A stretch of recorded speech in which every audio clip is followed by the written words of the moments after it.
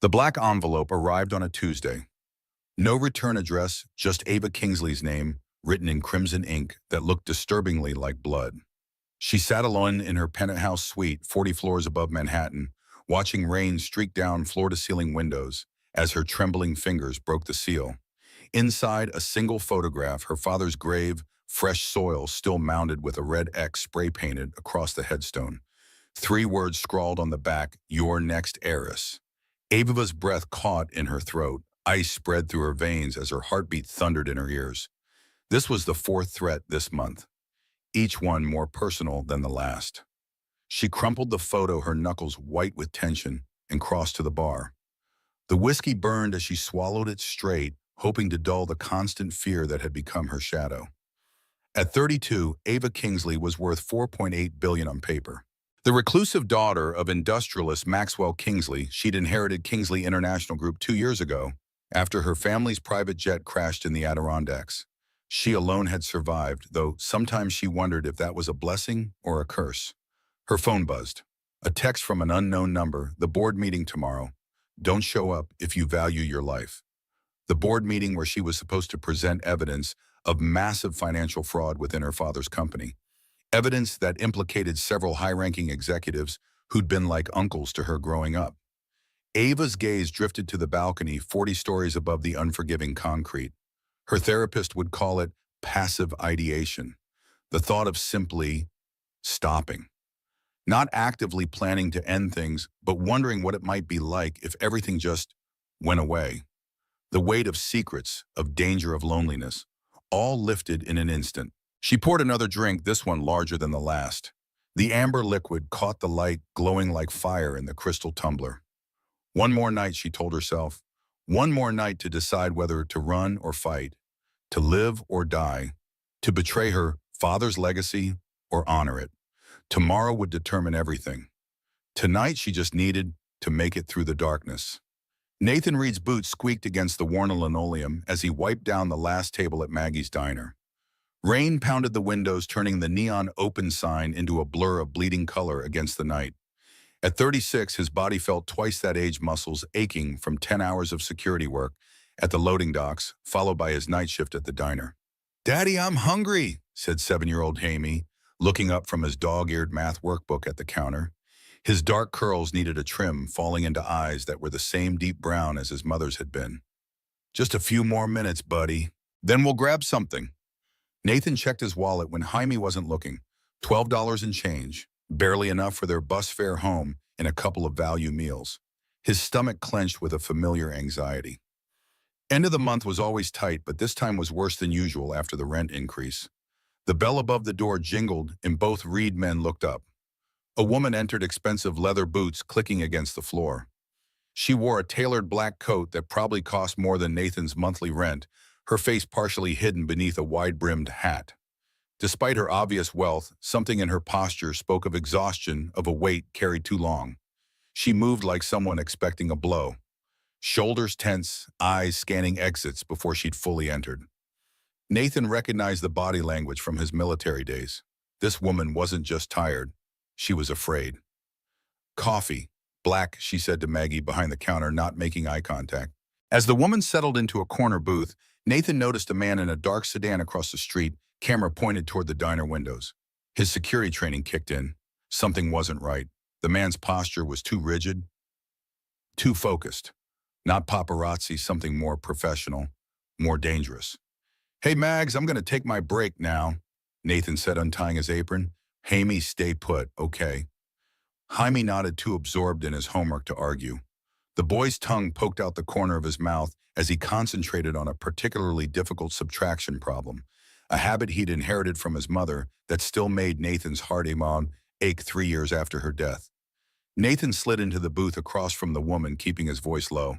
"Don't look now, but there's a guy photographing you from across the street." The woman's head snapped up, fear flashing across features that were striking despite their pallor. Her eyes, a startling shade of green, widened in alarm. "What, where? Easy. Dark car passenger side. Been there since you walked in." Nathan kept his posture casual, as if they were old friends catching up. "You in some kind of trouble, miss?" Her laugh was brittle like glass on the verge of shattering. You have no idea. She started gathering her things, hands shaking slightly as she reached for her purse, a subtle tremor that spoke volumes into Nathan's trained eye.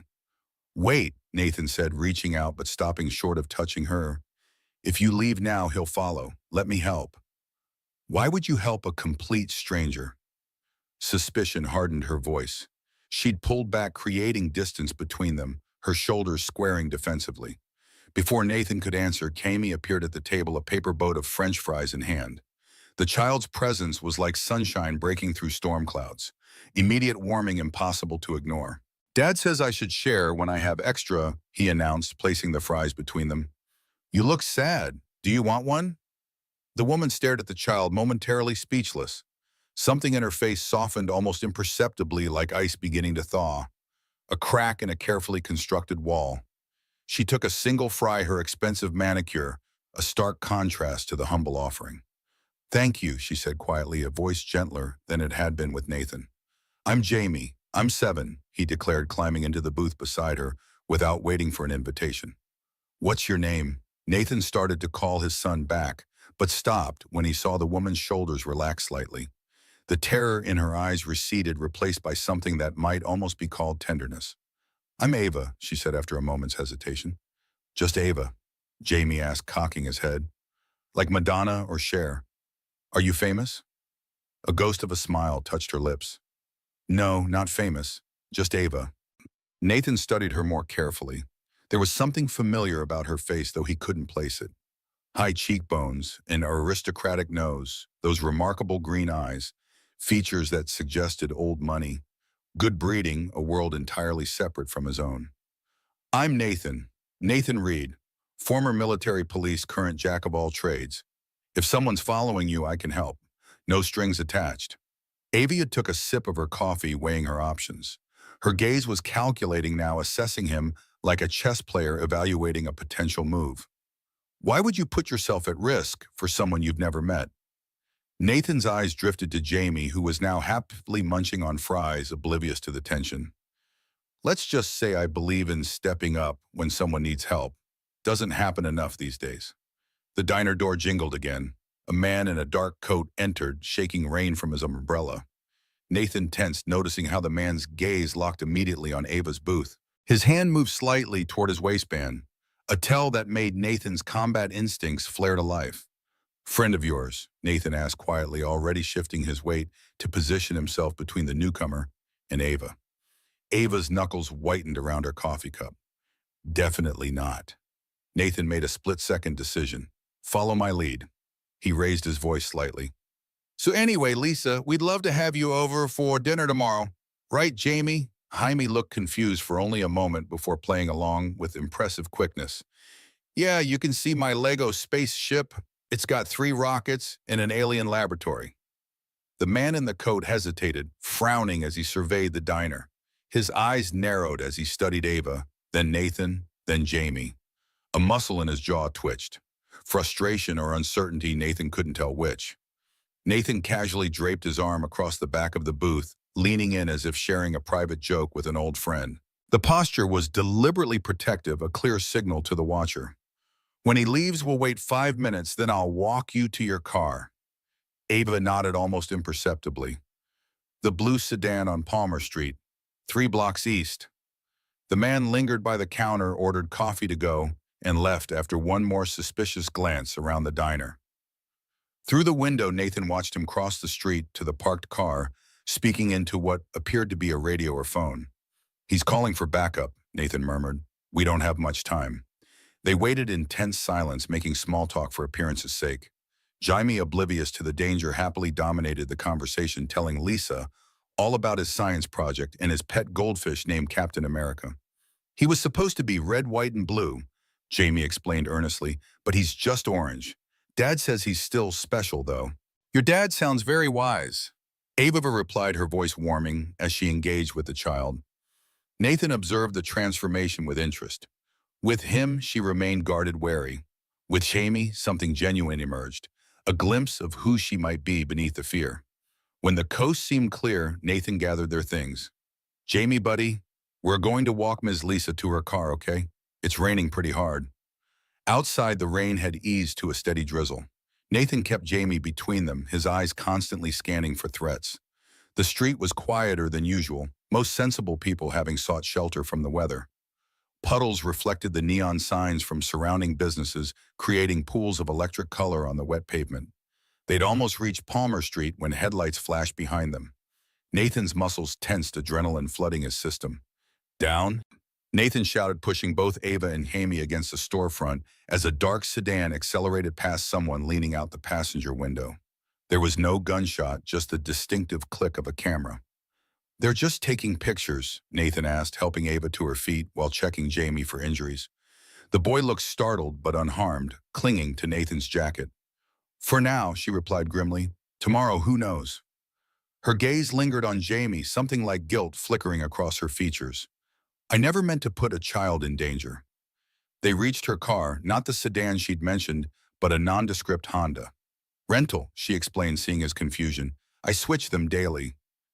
"Whoever's after you, they're professionals," Nathan observed, feeling the first stirrings of real concern. This wasn't just some paparazzi harassment or an angry ex. The coordination, the resources, the methodical approach, all pointed to something far more serious. Ava's hand trembled slightly as she unlocked the car. "Yes, and they have resources I can't match." She hesitated, rain glistening on her dark hair, like tiny diamonds. "Thank you, Mr. Reed. You too, Hammy." She reached into her purse. Nathan raised his hand. "We don't want your money." "I wasn't," she began, then stopped. "Yes, I was. Sorry. Force of habit." She looked at them both, something unreadable in her expression. "How do you do it?" "Do what?" Nathan asked. "Live so openly, without fear." Nathan laughed humorlessly. "Oh, I have plenty of fears, just different ones than yours, probably." "Like what?" she asked, genuine curiosity in her voice. Nathan glanced down at Jamie, who was jumping in puddles a few feet away. "Like not being able to make rent next month. Like what happens to him if something happens to me." He shrugged. "The usual stuff that keeps working folks up at night." She nodded slowly. "Different cages, same prison." With a last small smile for Jamie, she slipped into her car and drove away. Nathan stood watching until her taillights disappeared, an inexplicable sense of loss washing over him. Like he'd missed something important, some opportunity that wouldn't come again. "She was pretty," Jamie observed, splashing back to his father's eyes, "but really sad." "Yeah, buddy, I think she was." "Are we going to see her again?" Nathan ruffled his son's damp hair. "I doubt it. Come on, let's get home before we catch cold." They caught the last bus of the night, Jamie falling asleep against Nathan's shoulder as they rumbled through darkened streets. Their apartment was cold when they arrived, the heat turned down to save on bills. Nathan tucked his son into bed, then checked the locks twice before collapsing onto the couch. Their apartment was small, just 2 bedrooms in a crumbling building on the wrong side of town. The wallpaper peeled in corners, and the plumbing groaned like a dying animal, but it was clean and safe in theirs. On the coffee table sat a framed photo of Sarah Jamie's mother, her smile radiant despite the hospital gown she wore. 3 years gone, and sometimes the loss still felt fresh enough to steal his breath.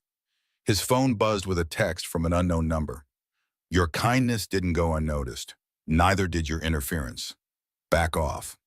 Nathan stared at the message, a chill running down his spine that had nothing to do with the apartment's temperature. Somehow they'd identified him, which meant they might know about Jamie too. He deleted the message and tried to sleep, but his mind kept returning to the woman's, Ava's, face.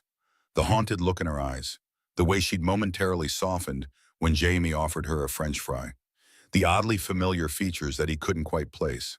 Dawn was breaking when he finally drifted off, only to be awakened an hour later by an insistent knocking. Groggily, he stumbled to the door, checking the peephole.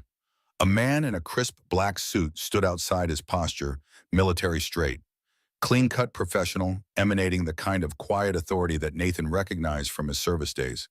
Not a threat, at least not an immediate one, but definitely someone used to being obeyed. "Mr. Nathan Reed," the man asked when Nathan cautiously opened the door. "Who's asking?" "My name is Michael Townsend. I represent Ms. Ava Kingsley." Nathan blinked, suddenly wide awake. The name triggered an immediate connection. Kingsley, as in Kingsley International Group, yes. Ms. Kingsley requests your presence this morning. He extended an envelope.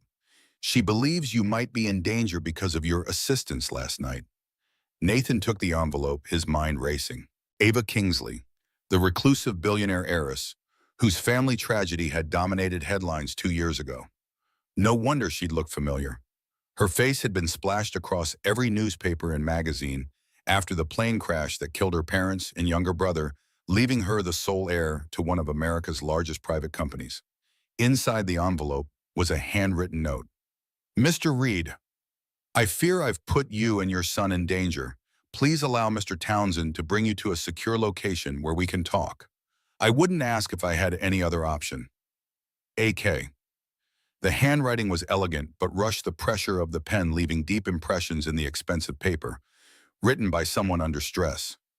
My son comes with me, Nathan said firmly. Of course, Townsend replied.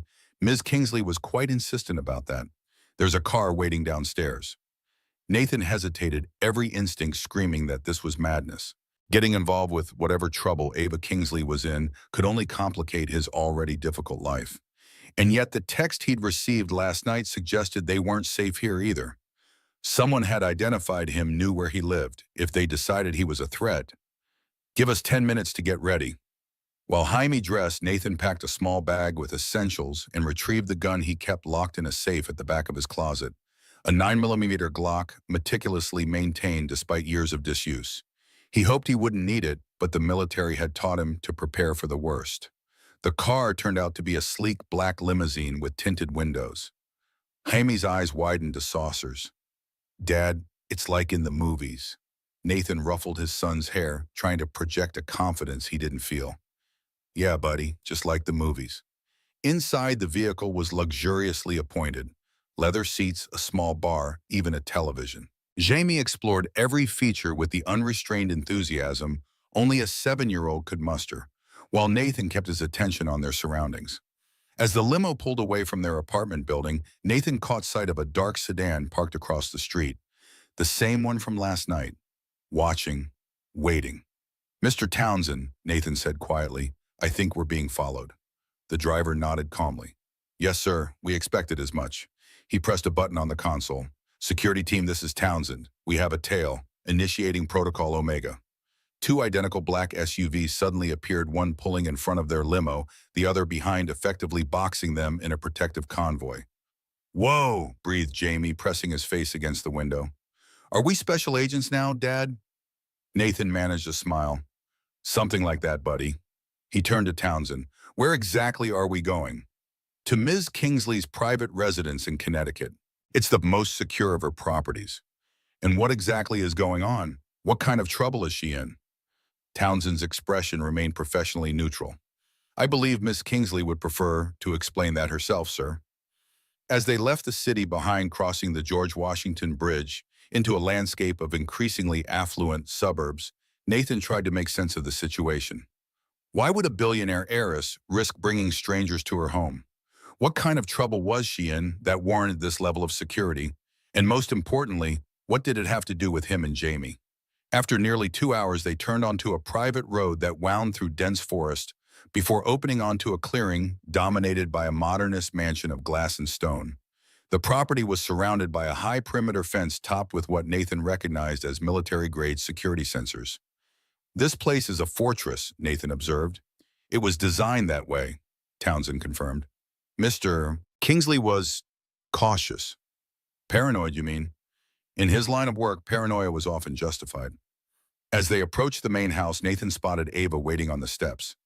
Gone was the haunted woman from the diner, replaced by someone who radiated controlled power, despite her casual attire of jeans and a simple black sweater. Her hair was pulled back in a neat ponytail, revealing the fine bones of her face. She looked younger in daylight, but no less burdened. Mr. Reed, she called as they exited the car. Thank you for coming.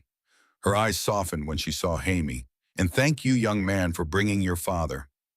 Jaime beamed, instantly charmed. Your house is like a castle. Ava laughed, the sound surprising in its genuine warmth. Well, I've never had a proper guest to show it to. Would you like a tour? As Jaime eagerly followed Ava inside, Nathan hung back, taking in the security measures. Cameras, motion sensors, armed guards patrolling the perimeter. Whatever trouble Ava Kingsley was in, she was taking no chances. Inside the home was surprisingly warm despite its modern architecture. Floor-to-ceiling windows overlooked a lake, while a massive fireplace dominated the living area. But Nathan also noted the reinforced doors, the panic room entrance, partially concealed behind a bookshelf, the subtle earpieces worn by staff members.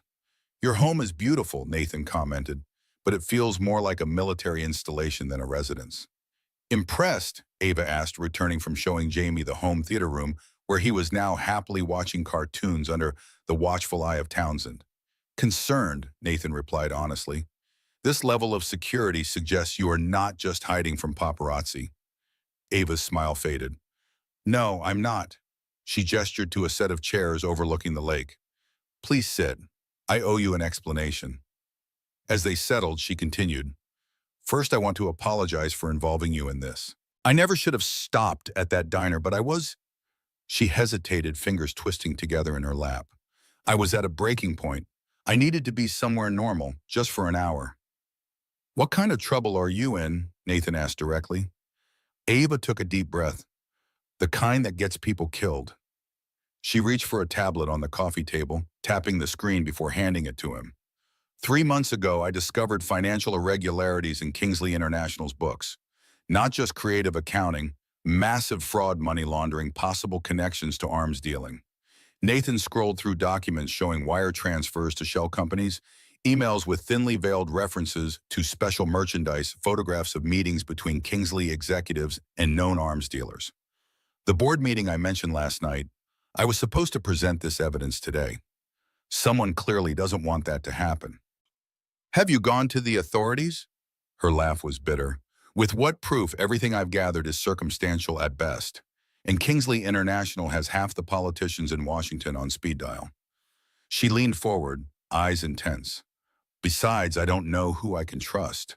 The people behind this are powerful, connected. They could be anywhere." "Why trust me then? You don't know me." "I know more than you think." She held his gaze. "Nathan Reed, honorably discharged from military police after 8 years of service.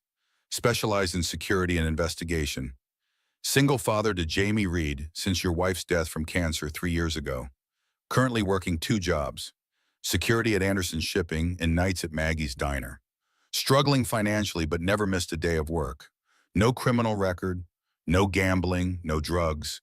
Just a man trying to give his son a decent life against impossible odds." Nathan stiffened. "You had me investigated. After last night, yes. I needed to know who you were before bringing you here." Her expression softened. "What I found was a man with integrity, something increasingly rare in my world. So you pulled us out of our lives based on a background check and a gut feeling. I pulled you out because you're in danger." Ava's voice was sharp now. "Those men who followed us last night, they're not just photographers. They're mercenaries hired by people within my company who would do anything to protect their operation, including eliminating witnesses." Before Nathan could respond, an alarm blared through the house. Ava leapt to her feet as Townsend burst into the room. "Perimeter breach, East Quadrant," he reported tersely. "Multiple hostiles." Nathan's military training kicked in instantly. "Where's my son?" "Still in the theater room. Johnson is moving him to the panic room now." "I need to get to him." Nathan was already moving toward the door. "Wait," Ava called, reaching into a drawer and pulling out a handgun, which she tossed to him. "You might need this." Nathan caught it reflexively, checking the chamber with practiced ease. "You trust me with a weapon awfully quickly." "I have good instincts about people," she replied, retrieving a second gun for herself. "They're rarely wrong." As they moved through the house toward the panic room, security alerts continued to sound. Through windows, Nathan glimpsed figures in tactical gear, moving across the grounds, professional, coordinated, heavily armed. "This isn't just about stopping you from attending a board meeting," he observed grimly. "No," Ava agreed. "This is about silencing me permanently." They rounded a corner to find Johnson slumped against a wall, blood seeping from a wound in his shoulder. The theater room door stood open, empty. "Where's Jamie?" Nathan demanded, heart pounding in his chest. His hands went cold, a roaring in his ears, drowning out everything but the terrible, overwhelming fear for his son. "They took him," Johnson gasped. "Three men said if Ms. Kingsley wants to see the boy alive, she needs to hand over all copies of the evidence." Nathan's world narrowed to a single terrible point of focus. His son, taken, because he'd helped a stranger in a diner. "Nathan," Ava's voice seemed to come from far away. "Nathan, look at me." Her hands gripped his shoulders, forcing him to meet her eyes. "We'll get him back, I swear it. But first we need to survive this." The sound of gunfire erupted outside, closer now. Decision time. "How many security personnel do you have?" Nathan asked, military training taking over. 8 on site, 4 more can be here within 30 minutes. "And how many attackers?" "Sensors detected at least 12, Townsend reported, helping Johnson to his feet. Nathan nodded, formulating a plan. "We need to get to your security center. From there we can coordinate a defense and figure out where they've taken Hamey." As they moved through the house, the reality of their situation crystallized for Nathan. In the span of 12 hours, his life had transformed from mundane struggles to a life-or-death game of cat and mouse, all because he'd offered help to a woman who looked troubled. But there was no time for regrets, only action. His son needed him. They reached the security center, a reinforced room filled with monitors showing feeds from cameras around the property. 3 of Ava's security team were already there, weapons ready, faces grim. "Status report," Townsend demanded. "They've breached the main gate and east perimeter," one guard reported. "2 of our men are down. The attackers have split into 3 teams, one approaching the main house from the east, one covering the western escape road, and one," he hesitated. "One what?" Ava pressed. "One team left the property, driving fast, heading south on Route 7. "With my son," Nathan said grimly, studying the monitors. His hands clenched into fists, knuckles white with strain. Every fiber of his being screamed to go after them, but he forced himself to think tactically. "Can you track them? Highway cameras might catch them, but—" The guard was interrupted by the chime of Ava's phone. She pulled it out, face draining of color as she read the message. Wordlessly, she handed it to Nathan. On the screen was a photo of Jamie, terrified but unharmed, sitting in the back of a van. The message below read, "Ms. Kingsley, you have something we want. We have something Mr. Reed wants.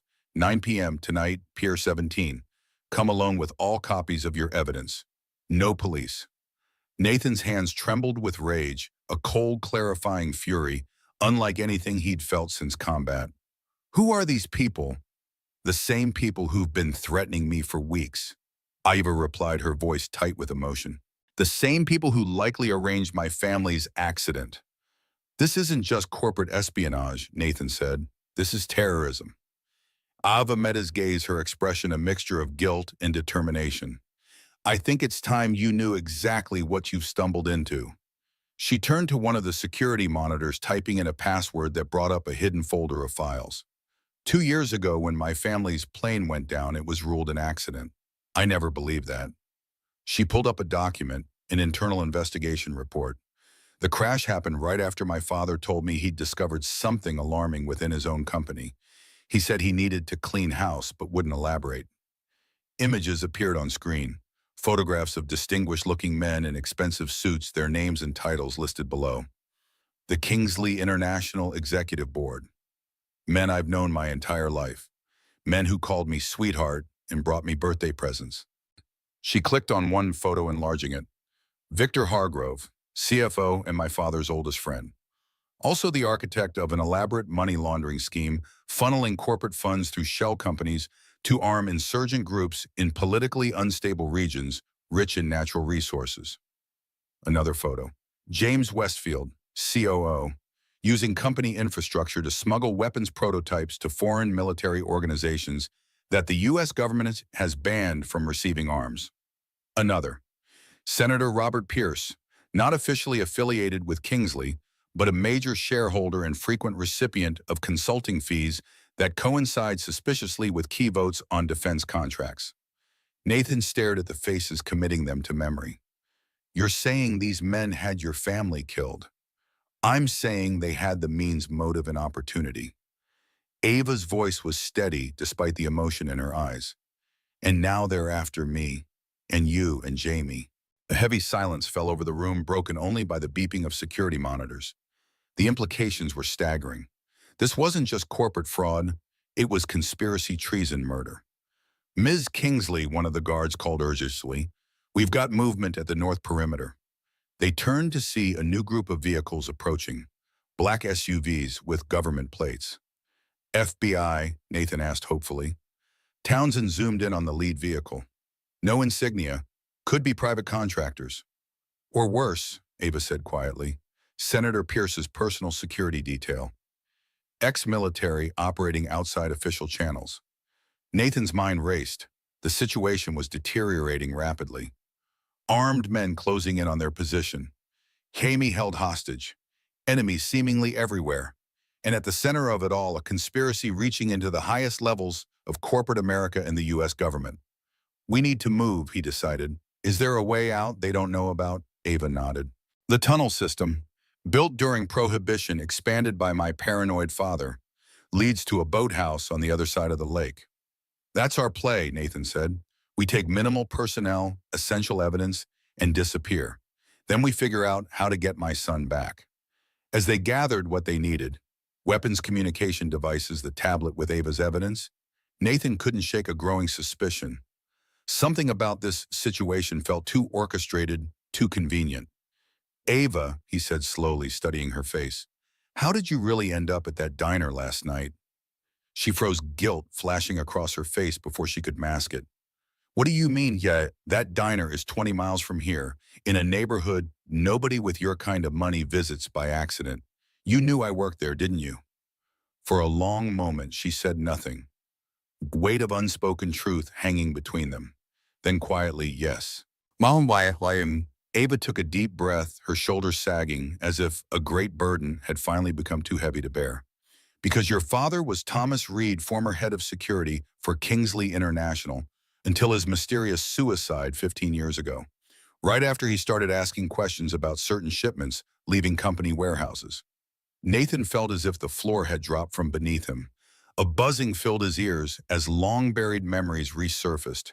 His father's growing paranoia in the weeks before his death, the hushed phone calls, the documents hidden in his study, the official story, depression, financial troubles, a man who couldn't face his failures. Nathan had never fully believed it, but at 17, what could he do? My father, Nathan's voice sounded strange to his own ears. He worked for Kingsley. Not just worked for them, he was my father's most trusted security advisor, his friend. Ava's eyes were pleading. Nathan, your father didn't kill himself. He was murdered because he discovered the same operation I've uncovered. The same people who killed my family killed yours first. The revelation hit Nathan like a physical blow. His father, the man whose death had shaped his entire adult life, driving him into the military, instilling in him a desperate need for truth and justice, had been murdered. And now, 15 years later, the same shadowy forces had taken his son. You were looking for me specifically, Pui, because I needed someone I could trust, someone with both the skills and the motivation to help me fight back. Her eyes were pleading. I was going to tell you everything, but then those men showed up and you helped me without knowing who I was, and I thought maybe fate was giving us both a chance for justice. Nathan's mind reeled, trying to process this new reality. The coincidence that wasn't a coincidence. The chance meeting that had been planned. The danger he'd unwittingly pulled his son into. You used me, he said, voice dangerously quiet. You put my son in the crosshairs of killers because of a vendetta. No, Ava's eyes flashed with genuine pain. I never meant for Jamie to be involved. I just wanted to talk to you to show you the evidence. I thought we'd have time that we could be careful. I never imagined they'd move so quickly, so violently. Before Nathan could respond, an explosion rocked the house, sending dust raining from the ceiling. The building shuddered, lights flickering. They're inside, Townsend reported urgently. We need to move now. There was no time to process the bombshell Ava had dropped. No time for anger or betrayal or the 1,000 questions racing through Nathan's mind. Only survival. This isn't over, he told Ava, eyes hard. But right now we need to get out of here and find my son. She nodded, understanding the implicit threat. After Jamie was safe, there would be a reckoning. As they hurried toward the hidden tunnel entrance, Nathan's thoughts were consumed by a single focus, Jaime. His innocent son dragged into a deadly conspiracy because of secrets buried in the past. The truth about his father would have to wait. First, they needed to survive. Then they would find Jamie. And after that, they would bring down an empire built on blood and lies, starting with the men who had taken his son. The tunnel entrance was hidden behind a false wall in the wine cellar, accessed by a mechanism disguised as an ordinary bottle rack. As the wall slid open, revealing a dark passage beyond, Ava handed Nathan a flashlight. "It's about a mile to the boathouse," she explained. "The tunnel was originally built to smuggle liquor during Prohibition. My father expanded it as part of his security measures." "Your father thought of everything," Nathan commented, unable to keep the bitterness from his voice. "Except who to trust," Ava replied quietly. As they descended into the darkness, followed by Townsend and one other guard, Nathan felt the weight of history pressing down upon him. Two families, two tragedies, connected by secrets that had finally surfaced after years of calculated deception. And at the center of it all, his son, an innocent child paying the price for a legacy of blood neither of them had chosen. The tunnel air hung heavy with dampness and history. Their flashlight beams carved weak paths through darkness that seemed to swallow light. Nathan led the group, each step purposeful, despite the turmoil in his mind. Behind him, Ava's breathing came quick and shallow, the sound of someone unaccustomed to physical danger. "How much farther?" Nathan asked, voice barely above a whisper. "Another quarter-mile," Townsend replied. "The boathouse sits on the opposite shore." Nathan nodded, focusing on the immediate task of escape, while his thoughts orbited around Jaime. Each second that passed was another his son spent in the hands of killers.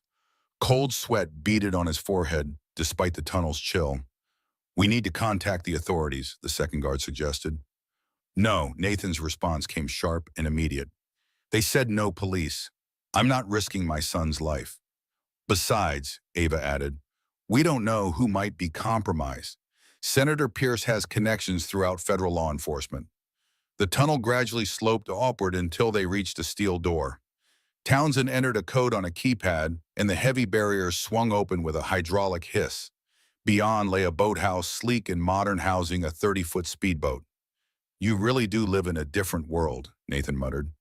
They boarded quickly. Townsend took the helm, while the other guard Miller secured the perimeter.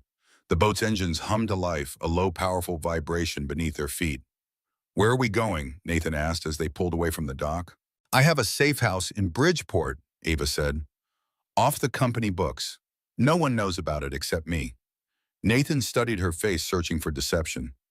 "And I'm supposed to just trust you after everything you have hidden?" Ava met his gaze unflinchingly. "Yes, because despite what you think of me right now, I want to help you get your son back." The boat cut through the water, leaving a white trail in the darkness. Nathan turned away from Ava, staring across the lake toward the mansion. Smoke now rose from one wing. The attackers had set fire to the house. The symbolism wasn't lost on him. Burn it all down. Leave nothing behind, just like what had happened to his father. The memory surfaced unbidden. 17-year-old Nathan, standing in the rain at his father's funeral, rage and disbelief warring inside him. The official story, suicide due to financial troubles and depression, had never sat right with him. His father, a meticulous, principled man, leaving no note, shooting himself in a parking garage with a gun that wasn't his. The inconsistencies had driven Nathan into the military-seeking structure and answers he never found. Until now. "Tell me about my father," Nathan said, suddenly turning back to Ava. "The truth." She hesitated, then nodded. "Thomas Reed was head of security for Kingsley International for 15 years. He was brilliant, methodical, and absolutely incorruptible. My father trusted him completely." "So what happened?" "In 2010, your father noticed discrepancies in shipping manifests. Military hardware meant for U.S. allies was being diverted, some items disappearing entirely, others being replaced with cheaper alternatives. He started investigating, quietly documenting everything." Nathan felt a painful recognition. His father had always been the same at home, observant, meticulous, keeping detailed records of even household expenses. 3 weeks into his investigation, he approached my father with his findings. Dad ordered a full internal audit, but before it could begin, Ava's voice faltered. He was found dead in his car. Gunshot wound to the head. Nathan finished for her. The details were seared into his memory. The police ruled it suicide. It wasn't, Ava said softly. The same people who later killed my family silenced your father first. They made it look like suicide to discredit his findings. Nathan's hands clenched into fists. And your father, did he believe that story? No, he kept digging, but quietly. He knew he was dealing with dangerous people inside his own company. Her expression darkened. 2 years ago, he finally told me he had evidence that would expose everything. The next day, our plane went down. The safe house in Bridgeport turned out to be a modest waterfront condo in a secure building, luxurious by Nathan's standards, but practically austere compared to the mansion they'd fled. Ava disabled an elaborate security system, then ushered them inside. We'll be safe here for now, she said, activating monitors that showed security feeds from the building's entrances. We need to plan our next move. Nathan checked his watch. 3:17 p.m., less than 6 hours until the exchange at Pier 17. His son had been in the hands of killers for over 3 hours already. There is no next move, he said flatly.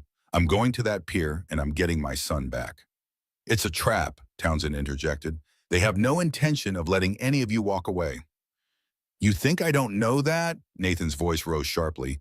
But what choice do I have? They have my son. Ava stepped between them. We need to be smarter than they are. These people aren't just thugs, they're businessmen. They calculate risk and reward. We need to change that equation. How? Nathan demanded. By making sure they know that killing you and Jamie doesn't solve their problem. She moved to a laptop on the kitchen counter. I've prepared a dead man's switch. If anything happens to me, everything I've found gets sent to the FBI, Interpol, and major news outlets worldwide. They'll just assume you've already set something like that up, Nathan argued. It won't protect us. It's not enough on its own, Ava conceded. We need leverage, something they want more than they want us dead. The original evidence, Townsend suggested. Ava shook her head. They know I've made copies. That's why they want me to bring all versions to the exchange. Nathan paced the room, military training kicking in. Every operation has a weak link. Who's the most vulnerable in their organization? Who stands to lose the most if this goes public? A slow smile spread across Ava's face. Senator Pierce. He's up for re-election next month, and he's on the short list for a cabinet position. Exposure would destroy everything he's worked for. Can we get to him? Not directly, but his chief of staff, Marcus Wilkins, is attending a fundraiser tonight in Manhattan. He's Pierce's right-hand man, knows all his secrets. Nathan nodded, a plan forming. So we grab Wilkins, use him as our own leverage. It's risky, Townsend warned. So is doing nothing, Nathan countered. I need insurance before I walk onto that pier. He turned to Ava. You said you wanted to help get my son back. Prove it. Their eyes locked in silent challenge. After a moment, Ava nodded. All right, I know the venue. I can get us in. Us. You'll need backup, and my face opens doors, yours doesn't. Nathan wanted to argue but knew she was right. Fine, but I lead this operation. Agreed. Preparations moved quickly after that. Ava provided access to an arsenal that would have impressed Nathan's military commanders, weapons, tactical gear, communication devices. She changed into an elegant black dress, while Nathan donned a security uniform that might have been comical in its perfect fit if the situation weren't so dire. My father had dozens made, Ava explained when he commented on it. Standard sizes for his security team. By 5:30 p.m., they were heading into Manhattan, Townsend driving, while Miller remained behind to coordinate from the safe house. The fundraiser was at the Waldorf Astoria, a gathering of political elites and wealthy donors. Remember the plan, Nathan said as they approached the hotel. We identify Wilkins, isolate him, and extract quietly. No complications. Ava nodded, adjusting a diamond necklace that probably cost more than Nathan's yearly salary. Just follow my lead. They entered through the main doors, Ava's name granting immediate access despite her absence from the guest list. Kingsley donations speak louder than paper invitations, she murmured as they passed security. The ballroom glittered with wealth and influence. Politicians mingled with celebrities and business magnates, everyone performing the carefully choreographed dance of power and money. Nathan kept his expression neutral, scanning faces while maintaining his position slightly behind Ava's right shoulder. the perfect picture of a personal security detail. There, Ava whispered, inclining her head toward a tall, thin man with graying temples. Marcus Wilkins. And he's alone. Nathan assessed the target, late 50s, physically unimposing, likely unarmed in this setting. I'll create a diversion near the east exit. Guide him that way. The plan worked with military precision. A small electrical fire in a decorative fixture, courtesy of Nathan's improvised skills, drew attention and staff to the opposite side of the room. Ava smoothly intercepted Wilkins, steering him toward the service corridor with mentions of sensitive information about the senator's campaign. Nathan was waiting. A quick, practiced move pressure applied precisely to the carotid artery, and Wilkins slumped unconscious. They carried him out through service elevators, his limp form supported between them, as if he were intoxicated. Senator's aide had too much champagne, Ava explained with a conspiratorial smile to a concerned hotel employee. We're taking him home. Within minutes, they had Wilkins secured in the car's trunk and were heading toward the safe house. The operation had gone flawlessly, almost too easily. That was impressive, Ava said as they drove away. Where did you learn that technique? Military police. Sometimes you need to subdue someone without leaving marks. Nathan checked his watch again. 7:12 p.m. Less than 2 hours until the exchange. Will he be conscious by the time we need him? He should be, and if not, it doesn't matter. Pierce will know we have him as soon as he misses the second half of the fundraiser. They arrived back at the safe house to find Miller setting up communication equipment. I've mapped Pier 17, he reported. Multiple approach vectors, limited cover. It's not ideal. It's not meant to be, Nathan replied grimly. They chose it for a reason. Wilkins was secured to a chair in the living room, still unconscious but beginning to stir. Ava set up a camera and began recording as Nathan splashed water on the man's face. Where am I? Wilkins sputtered, eyes widening as he registered his restraints. Do you have any idea who I work for? Senator Robert Pierce, Nathan replied calmly. The man who's been helping Kingsley International smuggle illegal weapons and launder money through shell companies. The blood drained from Wilkins' face. I don't know what you're talking about. Save it. Ava stepped into his line of sight. We have the evidence, all of it. The offshore accounts, the falsified shipping, manifest the bribes. Recognition dawned in Wilkins' eyes. Ms. Kingsley, the senator warned this might happen. Did he also mention kidnapping a 7-year-old boy? Nathan grabbed the chair arms, leaning into Wilkins' personal space. Because that's what your people did today. Confusion flickered across Wilkins' features. What? No, that wasn't what? Nathan pressed. Part of the plan authorized because someone took my son and I want him back. Wilkins swallowed hard. Look, I just handled the senator's political affairs. I don't know anything about operations. Then you're useless to us, Nathan said coldly, stepping back. Ava, make the call. Send everything we have to the Washington Post. Front page tomorrow should be interesting. Wait, Wilkins' voice rose in panic. I can help. The senator isn't behind this, not directly. It's Hargrove and Westfield. They run the operation. Pierce just provides political cover. Nathan and Ava exchanged glances. And these men took my son, Nathan asked. I don't know, Wilkins insisted. But if someone's making moves like that, it would be Hargrove. He handles the enforcement side of things. Ava's phone chimed with an incoming message. Her face paled as she read it. It's from them. They've moved up the exchange. 1 hour. And they've sent proof of life. She turned the phone toward Nathan. The screen showed Jamie holding today's newspaper, tears streaking his face. Nathan's heart constricted painfully in his chest. New plan, he said, voice tight with controlled fury. Wilkins calls Pierce, tells him what's happening, makes it clear that if anything happens to my son or me, everything goes public. Pierce won't stop Hargrove, Wilkins objected. They're equals in the organization. But he can apply pressure, Ava countered. Mutual assured destruction. If Pierce goes down, so does Hargrove. Wilkins hesitated, then nodded reluctantly. I'll make the call. As Wilkins spoke to the senator, voice shaking as he explained the situation, Nathan prepared for the exchange. He checked his weapon, strapped on a bulletproof vest, and secured a backup pistol at his ankle. I'm coming with you, Ava said. No, they specifically said I come alone with the evidence. They'll kill you the moment they have what they want. Maybe, Nathan met her gaze, but they'll definitely kill us both if you are there. This way at least one of us survives to expose them.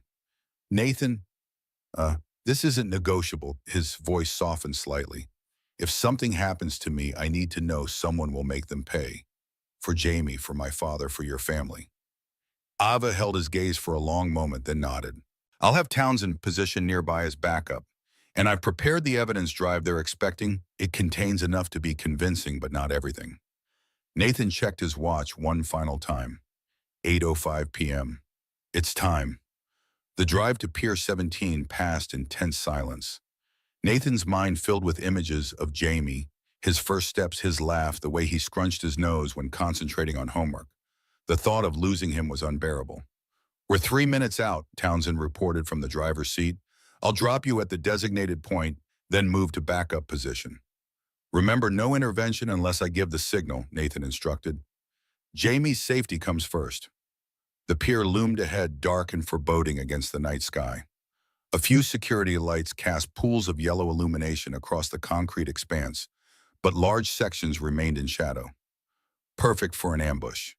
Nathan stepped out of the car, evidence drive in hand, and walked toward the meeting point. His senses heightened to near painful acuity, every sound, every movement registered with crystal clarity. The weight of his gun pressed reassuringly against his side. A black SUV sat at the far end of the pier, its engine running. As Nathan approached, the rear door opened, and a man in a dark suit emerged, pulling Jamie roughly by the arm. "Daddy!" Jamie cried, struggling against his captor's grip. "It's okay, buddy," Nathan called, fighting to keep his voice steady. "Everything's going to be fine." The man holding Jamie smiled coldly. "Mr. Reed, right on time." Nathan recognized him from the dossier Ava had shown him, Victor Hargrove, CFO of Kingsley International, the architect of the conspiracy that had claimed two families. "Let my son go," Nathan demanded. "The evidence first." Hargrove extended his free hand. Nathan held up the drive. "Release him, and it's yours." "That's not how this works." Hargrove's smile never reached his eyes. "The drive. Now. Or the boy has an unfortunate accident." To emphasize his point, another man emerged from the SUV, weapon drawn, and pointed at Jamie's head. Nathan's blood ran cold. His military training screamed that this was wrong, the exchange to expose the threat too blatant. But with his son's life in immediate danger, options were limited. Slowly he approached, drive extended. When he was within reach, Hargrove snatched it from his hand. "Verify it." He ordered the second man, who took the drive and returned to the SUV. Nathan stood motionless, eyes locked on Jamie. "It's going to be okay, buddy," he repeated softly. "Just stay calm." Jamie nodded bravely, though tears continued to stream down his face. The sight ignited something primal in Nathan's chest, a father's rage, white-hot and terrible. "It's genuine," the second man confirmed, emerging from the vehicle. "All the files are there." "Excellent," Hargrove nodded. "Kill them both." The second man raised his weapon, aiming at Nathan's chest. Time seemed to slow. Nathan tensed, preparing to dive for his son. "I wouldn't do that, Victor." The voice came from behind Nathan, familiar yet different, harder, colder than he remembered. Ava stepped into the light gun trained on Hargrove. "Not unless you want the world to know about Project Chimera." Hargrove froze, color draining from his face. "That's impossible. Those files were destroyed." "My father kept backups, off-site, off-grid." Ava moved forward, stance confident. "Did you really think Maxwell Kingsley would trust any of you completely?" "You're bluffing," Hargrove snarled, but uncertainty flickered in his eyes. "Am I?" Ava smiled thinly. "Biological Weapons Research 2015 to 2018. Unauthorized human testing in facilities across Southeast Asia.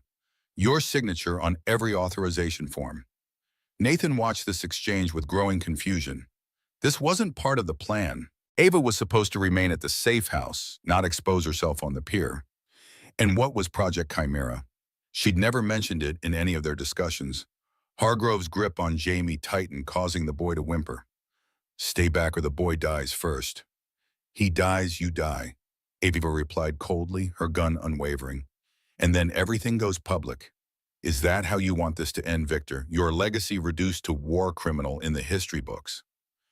Something changed in Hargrove's expression, calculation replacing confidence. He was reassessing, weighing options. Nathan saw his opening. With Hargrove distracted by Ava, his focus had shifted. The gun at Jamie's head had lowered slightly. Moving with the explosive speed of his military training, Nathan lunged forward, knocking the weapon aside while simultaneously pulling Jamie from Hargrove's grasp. The gun discharged the bullet, whining harmlessly into the night. Chaos erupted.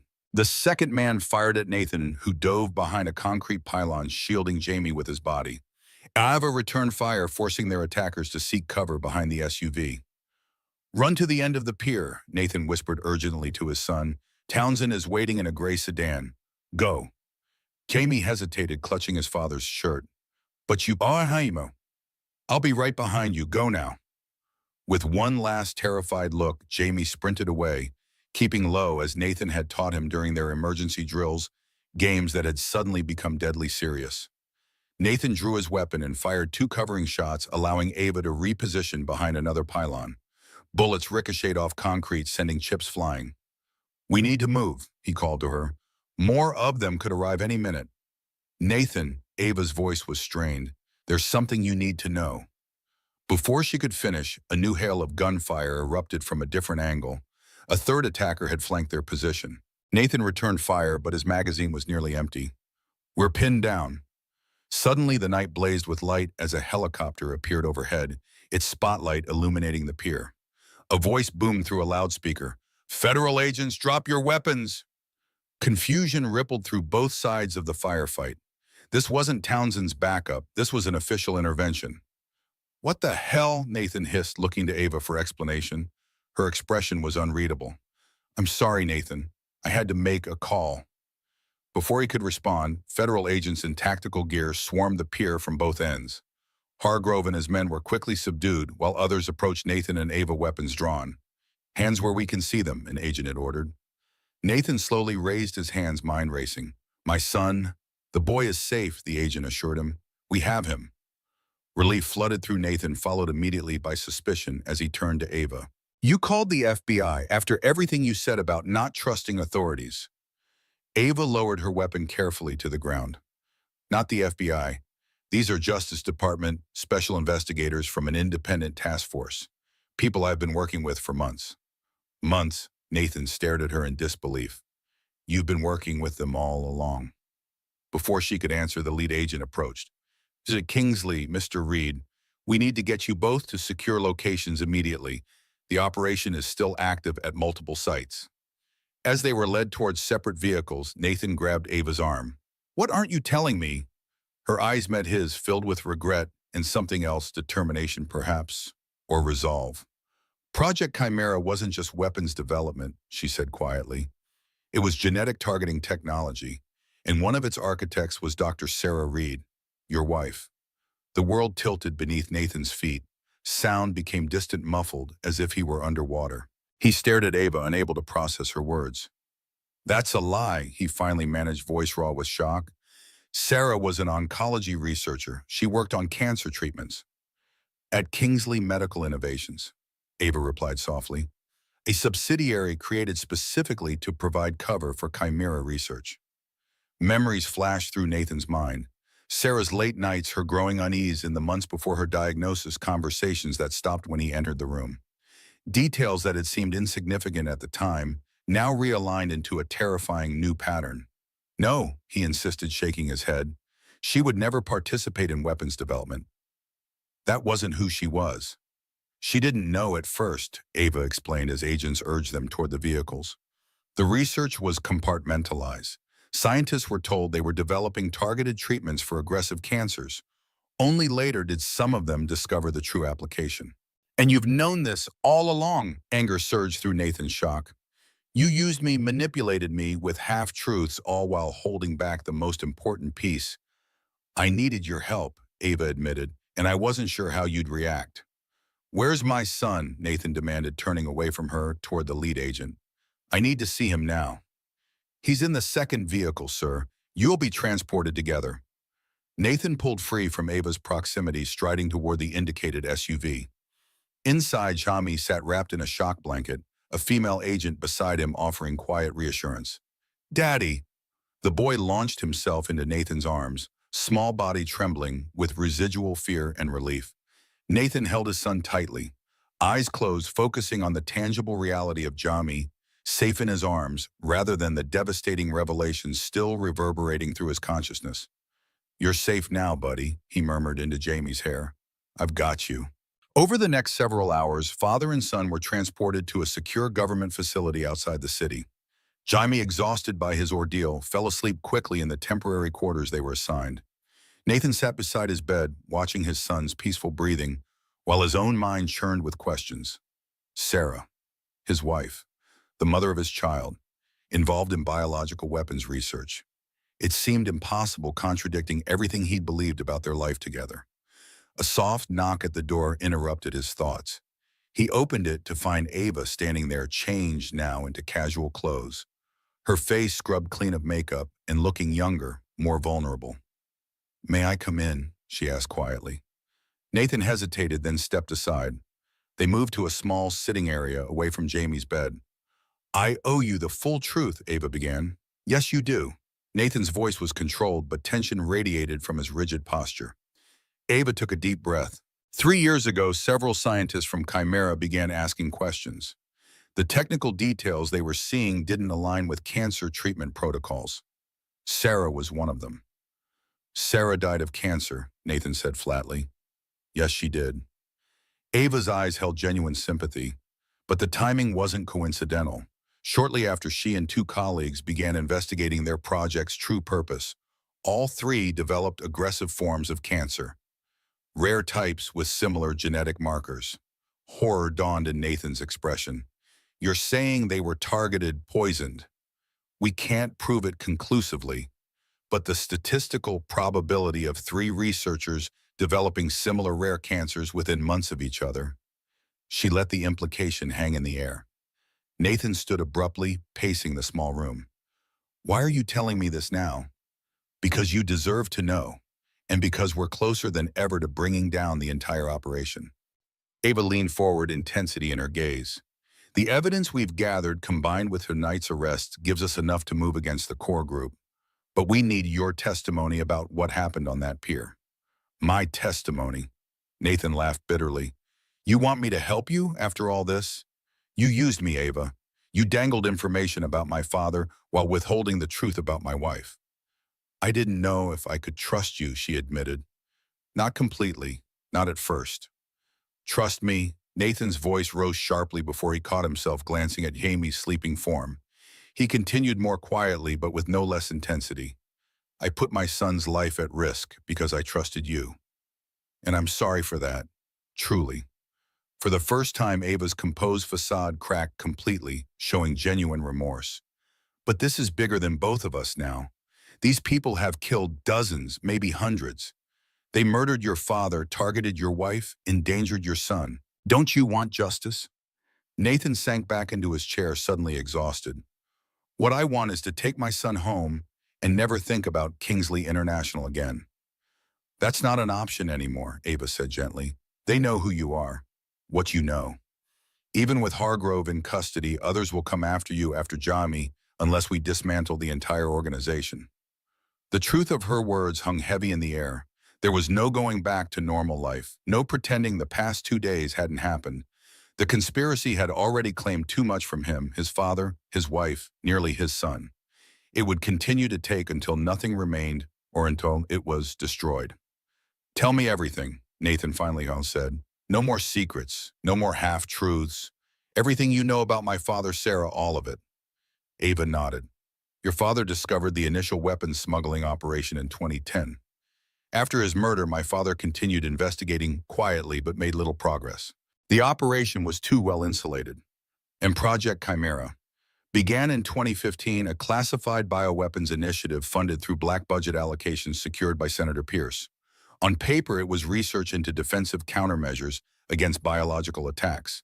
In reality, they were developing pathogens that could target specific genetic markers, ethnic groups, lineages, even individuals."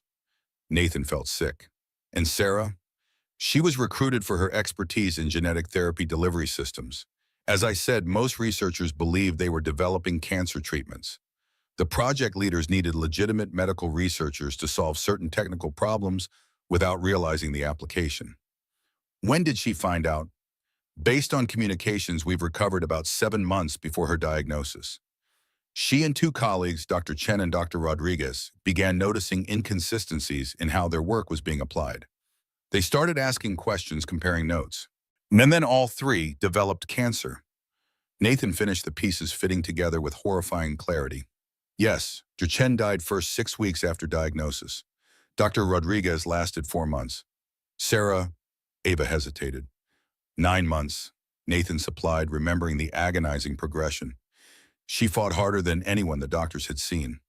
Silence fell between them, heavy with shared knowledge of calculated cruelty. Why didn't she tell me? Nathan finally asked the question that had been burning in his mind. She was trying to protect you and Jamie, Ava replied. We found this in her personal email account. She handed him her phone displaying a draft message. Never sent Nathan. If you were reading this, I couldn't find the courage to tell you in person. What I've discovered at work goes beyond unethical. It's monstrous. I've gathered evidence, but these people are dangerous. They killed Thomas Reed years ago for asking questions, and now they're watching me. I can't risk them coming after you and Jamie. I love you both too much. I'll find a way to expose them safely, I promise. Tears blurred Nathan's vision as he read his wife's words. The message was dated 3 weeks before her diagnosis. She never got the chance to send it, Ava said quietly, but she did manage to secure evidence before she became too ill. She encrypted it and hid it within routine medical research data. It took my team months to find and decrypt it after I began investigating Chimera. Nathan handed the phone back, emotions warring within him, grief, rage, regret. So both our families were destroyed by the same people. Yes. Ava's eyes held a reflection of his own pain. That's why I sought you out. Not just because of your skills or your father's connection, but because we're fighting the same enemy. We both lost everything to these people. The shared understanding created a bridge between them, tentative but real. For the first time, Nathan saw past Ava's wealth and privilege to the wounded person beneath someone who, like him, had been left alone in the world by forces beyond her control. What happens now? He asked. The Justice Department task force will move against the remaining conspirators at dawn. Simultaneous raids across multiple locations. With Hargrove in custody and the evidence we've gathered, including Sarah's hidden data, we can bring down the entire network. And Senator Pierce, already detained at his home, the evidence from his chief of staff was enough for a warrant. Nathan nodded slowly, decision crystallizing. I want to be part of it. The raids. I have military training, I know the players, and I have more reason than anyone to see this through. Ava studied him carefully. Are you sure? What about Jamie? He'll stay here under protection. Nathan looked over at his sleeping son. And when this is over, when these people can't hurt us anymore, we'll build a new life. One where we don't have to look over our shoulders. I'll speak to the task force commander, Ava promised. They can use someone with your skills. As she rose to leave, Nathan caught her hand. Thank you for telling me the truth about Sarah. It helps somehow to know she was trying to do the right thing. Ava's fingers tightened briefly around his. She was a hero, Nathan, just like your father. And now you can finish what they started. The pre-dawn briefing was tense with anticipation. 30 federal agents plus Nathan and Ava reviewed tactical plans for simultaneous raids on 7 locations, corporate offices, private residences, and a research facility outside the city. Reed and Kingsley will accompany Team Alpha to the primary target, Kingsley International's private research campus, the commander instructed. Their familiarity with the principals makes them valuable assets, but they remain civilian consultants. They do not engage directly unless absolutely necessary. Nathan, dressed in tactical gear that felt familiar after his military service, checked his non-lethal equipment. He'd been issued a sidearm but hoped he wouldn't need it. This was about justice, not vengeance, though the line between the two had become increasingly blurred. Ava approached similarly outfitted. The tactical gear transformed her, stripping away the billionaire heiress to reveal the determined fighter beneath. Ready? She asked. As I'll ever be. Nathan secured his vest. Amy's still asleep. The agents promised to explain where I am when he wakes up. We'll be back before he knows it, Ava assured him. The convoy moved out darkness, still cloaking the city as they headed toward Westchester County. Nathan and Ava rode in silence, each lost in thoughts of what awaited and what had come before. The Kingsley Research Campus appeared deceptively peaceful in the pre-dawn light, a complex of modern buildings nestled among manicured grounds. Security was visible but not overwhelming. The facility maintained the appearance of a legitimate corporate research center. Primary target is Building C Sublevel 2, the team leader reminded them as they prepared to move. According to intel, that's where the Chimera materials are stored. The raid began with precision and overwhelming force.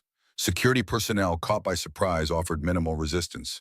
Within minutes, the federal team had secured the main entrance and was moving systematically through the facility. Nathan and Ava followed behind the tactical team, advancing through sterile corridors that grew increasingly restricted with each security checkpoint.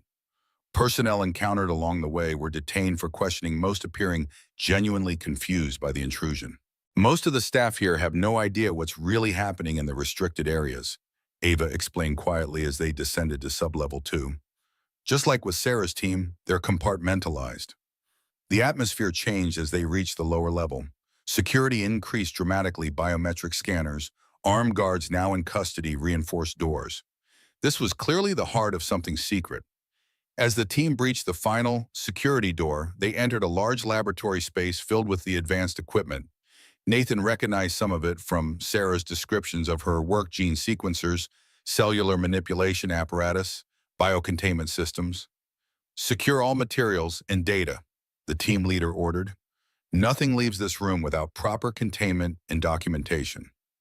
Nathan moved through the space, a growing sense of unease prickling along his spine. Something wasn't right. The lab appeared active, equipment running, experiments in progress, but no personnel had been present upon their entry. "Where is everyone?" he murmured to Ava. "A facility this sensitive should have staff even at this hour." Ava frowned, sharing his concern. Unless they were warned. A sudden commotion near the main entrance interrupted their conversation. Nathan moved toward the disturbance, finding agents clustered around a computer terminal. "We've got a problem," one reported grimly. "The system is executing some kind of purge protocol. Data is being wiped across all servers." "Can you stop it?" the team leader demanded. "Trying, but it's sophisticated. Whoever designed this knew what they were doing." Nathan scanned the room with new urgency. If they're destroying data, they might be destroying physical evidence too. As if in answer to his concern, a soft hissing sound emerged from multiple points around the laboratory. Warning lights began to flash as an automated voice announced, "Decontamination sequence initiated. All personnel must evacuate immediately." "Gas!" the team leader shouted.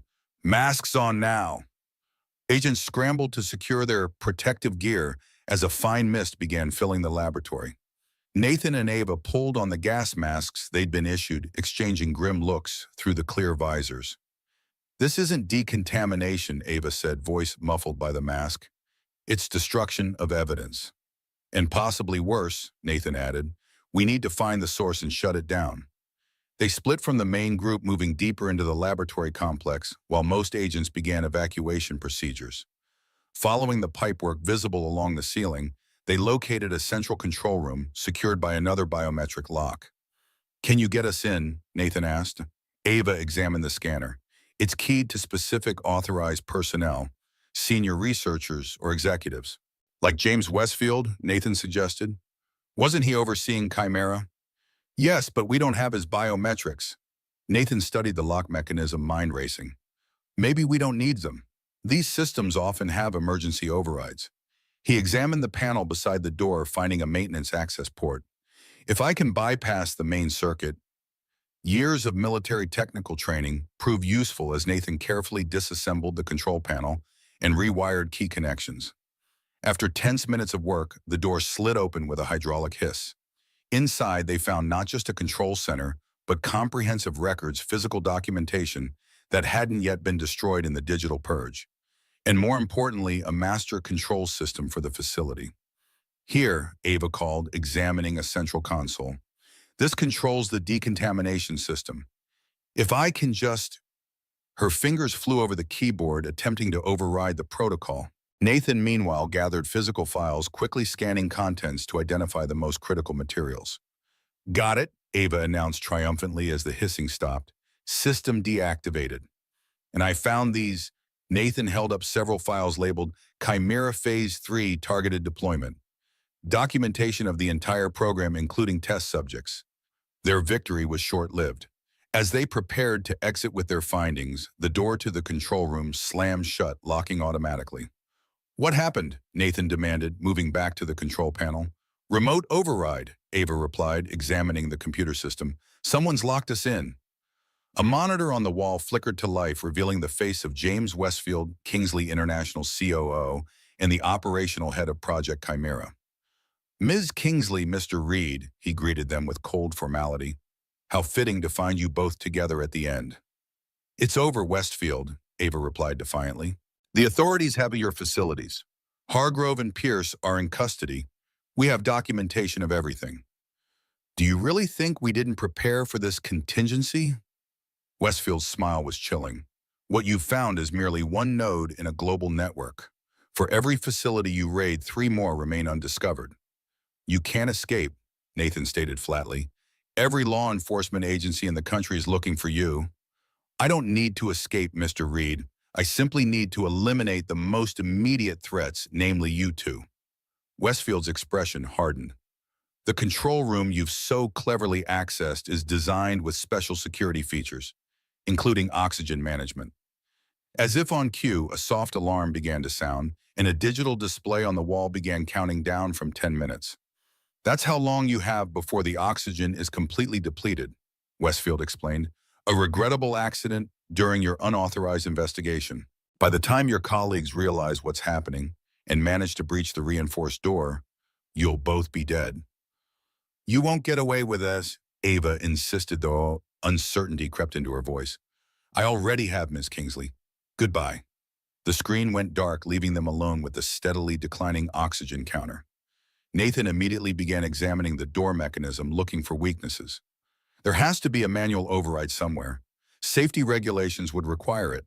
Ava returned to the computer, searching frantically for system controls. He's locked us out of everything. I can't even access basic functions. Minutes ticked by as they exhausted one possibility after another. The air was noticeably thinning, making exertion increasingly difficult. Nathan, Ava finally said, voice strained, if we don't make it out of here. We will, he insisted, though his own confidence was waning.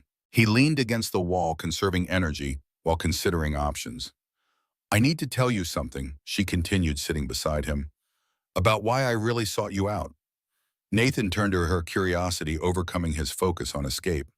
It wasn't just because of your father's connection or your military background, Ava admitted. It was because of what Sarah did before she died. What do you mean? The evidence she hid wasn't just documentation of Chimera. It was a formula, a counteragent she developed in secret. Ava's eyes held a mixture of admiration and regret. She created an antidote to the targeted pathogens, something that could neutralize their effects. And she encrypted the formula in a way that only someone with her family's genetic markers could access. Jamie, Nathan breathed, understanding dawning. She hid it in his DNA somehow. Ava nodded. A genetic key encoded in sequences that would appear natural to anyone examining him. Only someone knowing exactly what to look for could extract the information. So all this time, my son has been carrying the key to destroying their weapon. Yes, that's why I needed to find you both. Not just to bring down the conspiracy, but to access Sarah's final gift to the world. Tears formed in Ava's eyes. She was brilliant, Nathan. Even dying, she found a way to fight back. The revelation struck Nathan like a physical blow. Pride in Sarah's ingenuity mingling with horror at the danger this placed Jamie in. If Westfield and his associates ever discovered this truth, they can never know, he said fiercely, about any of this. They won't, Ava promised. The only copy of Sarah's explanation is in a secure location. I've never told anyone else. The oxygen counter showed 3 minutes remaining. Nathan's thoughts turned to Jamie, sleeping peacefully in the secure facility, unaware that he might soon become an orphan. The idea was unbearable. We need to get out of here, he stated with renewed determination. For Jamie. Summoning his remaining strength, Nathan examined the room once more, gaze falling on a ventilation grate near the ceiling. There, he pointed. That's connected to the main air system. But Westfield shut off the oxygen supply, Ava reminded him. To this room specifically, Nathan clarified. If we can breach that grate, we might be able to access air from the main system. Working together, they stacked furniture to reach the high grate. Nathan's fingers fumbled with the screw's weakness from oxygen deprivation, making the simple task enormously difficult. Finally, the grate came free. It's too small to crawl through, Ava observed disappointedly. Not trying to escape this way, Nathan explained between labored breaths. Just need to access. He reached into the duct, feeling around until he located what he suspected would be there, a manual damper control. With a tremendous effort, he twisted the mechanism. Fresh air immediately began flowing into the room. The building's main ventilation system must still be operational, Nathan explained, gulping in precious oxygen. This won't get us out, but it buys us time. Ava squeezed his hand gratefully. Time for the team to realize we're missing and find us. They sat beneath the open vent, breathing deeply as strength gradually returned. The countdown timer reached 0, and alarm lights flashed, but the fresh air continued flowing. Sarah would be proud of you, Ava said softly after a while. The way you've protected Jamie, how you fought to finish what she started. Nathan considered this. I think she'd be proud of both of us. You could have walked away from all this, lived your wealthy life in safety. Instead, you risked everything to expose the truth. Not entirely altruistic, Ava admitted with a small smile. I wanted revenge too. Don't we all, Nathan acknowledged. But what matters is the choice to fight for something larger than ourselves. A sudden thudding against the door interrupted their conversation. Muffled voices called their names, followed by the whine of cutting equipment. In here, they shouted together, moving toward the door. 10 minutes later, the tactical team had cut through the reinforced door, extracting them from their improvised prison, along with the crucial files they'd discovered. Westfield, Nathan asked the team leader as they emerged. In custody, came the satisfying reply. Picked up trying to board a private jet 30 minutes ago. Nathan and Ava exchanged exhausted but triumphant looks. After years of shadow and lost, justice was finally within reach. The debriefing lasted hours. Nathan and Ava recounted everything they'd experienced, turning over all physical evidence recovered from the facility. By mid-afternoon, they were finally cleared to return to the secure location where Jamie waited. I can't wait to see his face, Nathan said as they drove back, fatigue evident in his voice, but spirits lifted by the thought of reunion. He's been through so much. He's resilient, Ava observed, like his father. Nathan smiled faintly. Like his mother, too. They arrived at the Safe House, a nondescript government facility disguised as a private residence in a quiet suburb. Security was visible, but unobtrusive agents posing as gardeners, a surveillance van disguised as a utility truck. Something's wrong, Nathan said suddenly as they approached the front door. His instincts, honed by military service and recent experiences, were screaming a warning. What do you mean? Ava asked, tensing beside him. The guards at the perimeter, they didn't acknowledge us properly. Nathan's hand moved toward his weapon, and there's no movement inside. There should be at least 2 agents visible through those windows. They approached cautiously, Nathan signaling for Ava to move to the side of the entrance. He knocked, announcing himself according to protocol. No response. With practiced movement, Nathan drew his weapon and tried the door. It opened easily, another warning sign. Security protocols required it to remain locked. The scene inside confirmed his worst fears. 2 agents lay on the floor of the entryway, blood pooling beneath their still forms. Further inside, more bodies, the entire security team neutralized with professional efficiency. Jamie, Nathan called, panic rising as he moved quickly through the house. Jamie, each empty room increased his dread until he reached his son's bedroom. The door stood partially open, showing rumpled bedsheets, but no sign of the boy. He's gone, Nathan whispered, world collapsing around him. They took him. Ava appeared in the doorway, face pale with shock. How this place was secure. Only the task force knew. She stopped abruptly, realization dawning in her eyes. Nathan saw it too, the horrible truth they'd both been too trusting to consider. Someone inside the task force, Nathan said flatly. Someone working with Westfield and the others. Ava nodded grimly, already pulling out her phone. We need to alert the command center, lock down all. Her words cut off as the phone in her hand chimed with an incoming message. She stared at the screen, color draining from her face. What is it? Nathan demanded. Wordlessly, she turned the phone toward him. On the screen was a video message showing Jamie frightened but alive, held in what appeared to be a private jet cabin. Beside him sat a familiar figure, Task Force Commander Ellis, the man who had led the morning's raids. "I believe we need to renegotiate terms," Ellis stated calmly into the camera. "Ms. Kingsley, your family's private airfield, 1 hour. Come alone. Bring the genetic key documentation. Mr. Reed, stay where you are if you want to see your son again." The message ended, leaving them in stunned silence. "Ellis," Ava breathed. "He's been working with them all along." "Or they turned him," Nathan suggested, mind racing for explanations for solutions. "Threatened his family, offered money." "It doesn't matter why," Ava cut in. "What matters is he has Jamie and knows about the genetic key." Nathan's blood ran cold. "Hey, you said you never told anyone." Ava's expression shifted from shock to something harder, more complex. "I didn't, which means they must have known already. They've been playing us, Nathan. All of this, the raids, the arrests, it was a setup to flush out Sarah's work. And now they have my son." Nathan's voice was deadly quiet.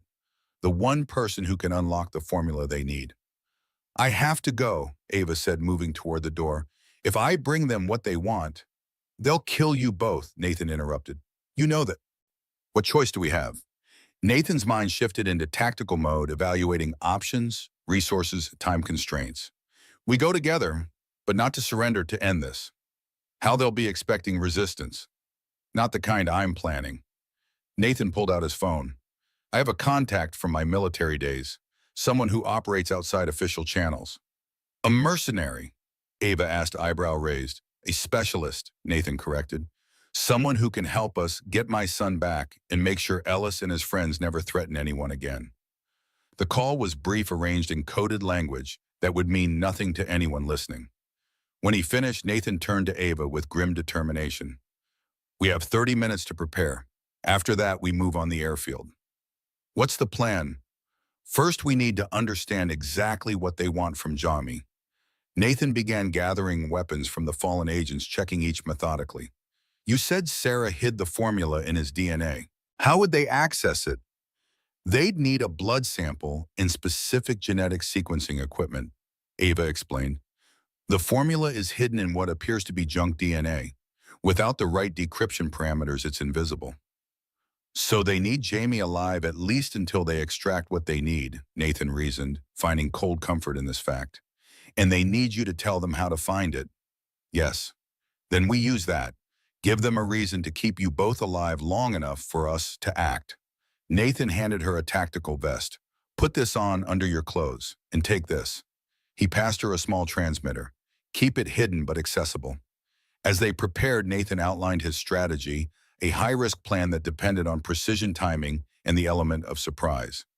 Ava listened intently, asking occasional questions, but largely trusting his expertise. "This could go very wrong," she warned as they finished preparations. "I know," Nathan acknowledged, "but doing nothing guarantees we lose." They departed separately, Ava heading directly to the airfield as instructed, while Nathan took a more circuitous route to avoid detection. His contact would meet him at the rendezvous point with the requested equipment and support. As he drove, Nathan's thoughts were consumed by Jamie, his son's smile, his laugh, the way he scrunched his nose when concentrating. The boy was all he had left of Sarah, the center of his universe. The idea of failing him was unbearable. But beneath the fear and determination lay another emotion, one Nathan hadn't expected: rage toward Ava. Despite their growing connection, despite the trust that had developed between them, he couldn't shake the feeling that she had brought this danger into their lives. Her secrets, her crusade, her family's legacy of corruption and power, all of it had culminated in his son's abduction. When this was over, if they survived, there would be a reckoning. But first, Jamie had to be safe. The Kingsley private airfield appeared deceptively peaceful as dusk approached, a small exclusive facility nestled among wooded hills designed for discreet departures and arrivals of the ultra-wealthy. Nathan observed from a concealed position as Ava's car approached the main gate, was briefly inspected, then admitted. His earpiece crackled with her transmission. "I'm in. 3 visible guards at the gate, more likely inside. Ellis's jet is on the tarmac." "Understood," Nathan replied softly. "Proceed as planned. Backup is in position." Through binoculars, he watched Ava exit her vehicle and walk toward the main hangar, hands visible to show she was unarmed. Two armed men emerged to escort her inside. Nathan shifted position, moving silently through the perimeter vegetation toward his designated entry point. His military training, combined with the skills of his specialist contact, a former Delta Force operator named Reyes, who owed Nathan a life debt from Afghanistan, gave them a fighting chance. "East perimeter clear," came Reyes's voice through the earpiece. "Sentry neutralized silently. Proceeding to position B." "Roger that," Nathan acknowledged. "I'm approaching the maintenance shed now." Inside the hangar, Ava was being led toward the waiting jet, its engines already running for quick departure. Through the aircraft's windows, she could see Jamie seated inside a guard beside him. "Ms. Kingsley," Commander Ellis greeted her at the foot of the boarding stairs. "I appreciate your punctuality." "Where's Westfield?" Ava demanded. "I thought he was in custody." Ellis smiled thinly. "Official records show he is. Reality is somewhat different." "You betrayed everything you claimed to stand for," Ava said with quiet contempt. "For what money?" "For vision, Ms. Kingsley. Your father understood the potential of Project Chimera before his unfortunate crisis of conscience. The ability to target pathogens to specific genetic markers isn't just a weapon, it's a tool for reshaping humanity's future." "It's genocide," Ava countered. Ellis shrugged. "Evolution has always involved selection pressures. We're simply accelerating the process." He gestured toward the plane. "Now I believe you have information we need about accessing Dr. Reed's formula." "I want to see Jamie first," Ava insisted. "Make sure he's unharmed." "Of course," Ellis signaled, and the boy was brought to the aircraft door. "Ava," Jamie called, relief evident in his voice. "Where's my dad?" "He's coming, sweetie," Ava assured him, mentally calculating distances and timing. Nathan's plan required precise coordination. "Are you okay?" "I'm scared," the boy admitted. "They won't tell me what they want." "It's going to be all right," Ava promised, reaching into her pocket as if retrieving documentation. Instead, her fingers closed around the transmitter Nathan had given her. One press would signal that Jamie was confirmed alive, and in the aircraft the trigger for their assault. "The information, Ms. Kingsley," Ellis prompted impatiently. Ava's finger pressed the button. "It's complicated.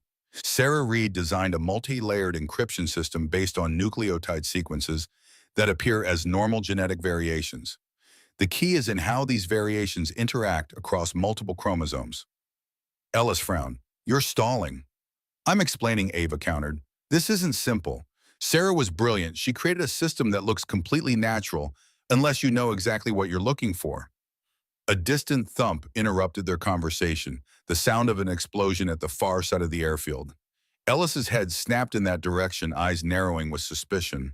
"What was that?" he demanded. "Probably a fuel mishap," one of his men suggested, though his hand moved to his weapon. Ellis wasn't convinced. "Check it out, and get them both on the plane now." As guards moved to investigate the disturbance, chaos erupted across the airfield. The facility's lights cut out simultaneously, plunging the area into darkness, broken only by emergency runway illumination. Moments later, a series of smaller explosions created multiple distractions at different points around the perimeter. Nathan's attack had begun. Darkness descended on the airfield like a shroud punctuated by distant explosions that painted the sky in brief, violent flashes. In the confusion, Ava seized her opportunity. She shoved Ellis aside with surprising strength and lunged toward Jamie, pulling the boy behind her protective stance. "Run when I tell you," she whispered urgently. Ellis recovered quickly, drawing his weapon. "That was extremely unwise, Ms. Kingsley." The sharp report of gunfire erupted from the perimeter. Ellis's men returned fire at unseen attackers, their muzzle flashes creating strobing pulses in the darkness. A voice crackled over Ellis's radio. "We're under attack. Multiple hostiles." "Get the boy on the plane, now," Ellis ordered, gesturing for his remaining guards to secure their primary asset. As hands reached for Jamie, the boy bit down hard on his captor's arm, exactly as his father had taught him in their what-if safety drills. The man yelped in pain and loosened his grip just enough for Jamie to slip away. "Now, Jamie, run!" Ava shouted simultaneously, driving her elbow into Ellis's solar plexus. The boy darted toward the shadows beyond the hangar, his small form quickly disappearing into the darkness. Ellis, wheezing but still dangerous, grabbed Ava by the throat. "You've just signed your death warrant," he snarled. Before he could tighten his grip, a figure emerged from behind a fuel truck, moving with lethal precision. Nathan, he struck Ellis with calculated force, sending the man staggering backward. "Where's Jamie?" Nathan demanded, eyes scanning the chaos. "He ran for the shadow's east side." Ava gasped, massaging her throat. Nathan nodded, relief flashing briefly across his face. "Reyes will find him. That's his position." He handed Ava a handgun. "Can you use this?" She checked the weapon with practiced efficiency. "My father insisted I learn." A bullet pinged off the metal fuselage beside them, a sharp reminder of their exposed position. Nathan pulled Ava behind a luggage cart, assessing their situation with a tactical eye. "We need to move. More of Ellis's men will be coming." "What about Jamie?" "Reyes will get him to the extraction point." "We need to make sure they don't follow." They moved in tandem, Nathan leading as they used the darkness and chaos to their advantage. Years of military training guided his every step, every decision. This wasn't the first time he'd operated in hostile territory, but never before had the stakes been so personal. 3 armed men appeared around the corner of the hangar, weapons raised. Nathan fired first, his shots precise and economical. 2 fell immediately. The third managed to get off a wild burst of fire before Ava's bullet found its mark. "You're good," Nathan commented, surprised by her accuracy. "Kingsley family tradition," she replied grimly. "Shoot competitively by 12, handle business rivals by 30. They continued their advance toward the extraction point, a maintenance road half a mile from the main facility where Reyes would bring Jaime. Each step carried them deeper into the surrounding woods, away from the firefight still raging at the hangar. Nathan's earpiece crackled. "Reed, I have the package. Proceeding to extraction point." Reyes's voice was steady, professional. "Is he hurt?" Nathan asked, the facade of tactical detachment cracking slightly. "Negative. Package is secure and unharmed." Relief flooded through Nathan, almost making his knees buckle. Jaime was safe. Now they just needed to escape. A new voice joined the radio chatter, one of Ellis's men. "Target spotted moving east through the woods with the boy. All units converge." Nathan's blood ran cold. "They've spotted Reyes and Jamie. We need to create a diversion." Without hesitation, Ava nodded. "What's the play?" "They want me dead and you alive for the information. Let's use that." Nathan quickly outlined his plan, dangerous perhaps, suicidal, but with the highest probability of securing Jamie's escape. "That's insane," Ava protested. "You'll be completely exposed." "It's our best option," Nathan insisted. "Jamie's safety is all that matters now." After a moment's hesitation, Ava agreed. They split up, moving in opposite directions to execute their desperate gambit. Nathan positioned himself on a small rise, deliberately exposing his position. When he spotted movement below Ellis and 4 armed men tracking toward the extraction point, he opened fire, aiming to disable rather than kill. The bullets kicked up dirt at their feet, immediately drawing their attention. "Reed," Ellis shouted, recognizing him instantly. "Surrender now and we might let your son live." "You want me? Come get me," Nathan called back, firing again before retreating into the trees. The ploy worked. Ellis directed 3 of his men to pursue Nathan, leaving just 1 to continue tracking Reyes and Jaime. The odds had shifted dramatically in their favor. Nathan led his pursuers on a calculated chase, using the terrain to his advantage. Each movement was designed to draw them further from the extraction point, to buy time for Jamie's escape. He was outnumbered but not outmatched. Years of training and the motivation of protecting his son gave him an edge his opponents couldn't counter. One by one, he neutralized his pursuers. The first fell to a well-placed shot when he carelessly exposed his position. The second walked into an improvised trap, a branch Nathan had bent back and secured with his belt, releasing it at the perfect moment to strike with concussive force. The third proved more challenging, a professional who maintained discipline and approached cautiously. Nathan was forced to engage in close combat, a desperate struggle that ended with both men bloodied, but only Nathan standing. Ellis, meanwhile, had doubled back toward the extraction point, realizing too late that he'd been manipulated. By the time he corrected his course, precious minutes had been lost. Ava had followed her own parallel path, moving to intercept the remaining guard tracking Reyes and Jaime. She found him crouched behind a fallen tree, rifle trained on the path ahead, where Reyes would soon appear with Jaime. With no clear shot and time running out, Ava made a split-second decision. She stepped deliberately on a branch, the loud crack drawing the guard's attention. When he turned, she was standing in plain sight. "Looking for me," she called. The guard hesitated, mission priorities conflicting. His orders were to recover the boy, but Ava Kingsley was the key to unlocking the formula they sought. That moment of indecision was all Reyes needed. Moving silently through the underbrush with Jamie securely in his arms, the former Delta operator bypassed the guard's position entirely, continuing toward the extraction point undetected. Ava kept the guard's attention fixed on her, engaging in a verbal sparring match that played on his uncertainty. When he finally decided to apprehend her, she was ready. The ensuing struggle was brief but violent. Ava had spent her life in the shadow of powerful, dangerous men. She knew how they thought, how they moved, and most importantly, how they underestimated women. The guard made that fatal mistake. He expected compliance or panic. Instead, he found himself fighting for his life against someone who had been preparing for this moment since childhood. Ava wasn't just a billionaire heiress. She was Maxwell Kingsley's daughter, raised to survive in a world of predators. When it was over, she stood shakily over the unconscious guard, nursing what felt like bruised ribs, but otherwise intact. Her path to the extraction point now clear, she moved as quickly as her injuries allowed. Nathan reached the maintenance road first, having successfully eliminated or diverted all pursuers except Ellis himself. Reyes was already there with Jamie, the boy's face lighting up at the sight of his father. "Dad." Jamie broke free from Reyes's protective hold and ran to Nathan, who swept him into a fierce embrace. "Are you okay, buddy? Did they hurt you?" Nathan held his son at arm's length, checking for injuries. "I'm okay," Jamie assured him, though his voice trembled slightly. "I did what you taught me. When the bad guys came, I pretended to be scared, but I watched everything just like you said." Pride and relief mingled in Nathan's chest. "That's my boy." Reyes interrupted their reunion. "Vehicle approaching from the north. Could be hostiles." Nathan immediately pushed Jamie toward their own extraction vehicle, an unmarked SUV positioned just off the maintenance road. "Get in now. Reyes, get him out of here." "What about you?" Reyes asked, weapon already trained on the approaching headlights. "I'll follow with Ava. Just get my son to safety." Jamie clutched at Nathan's tactical vest. "No, I want to stay with you."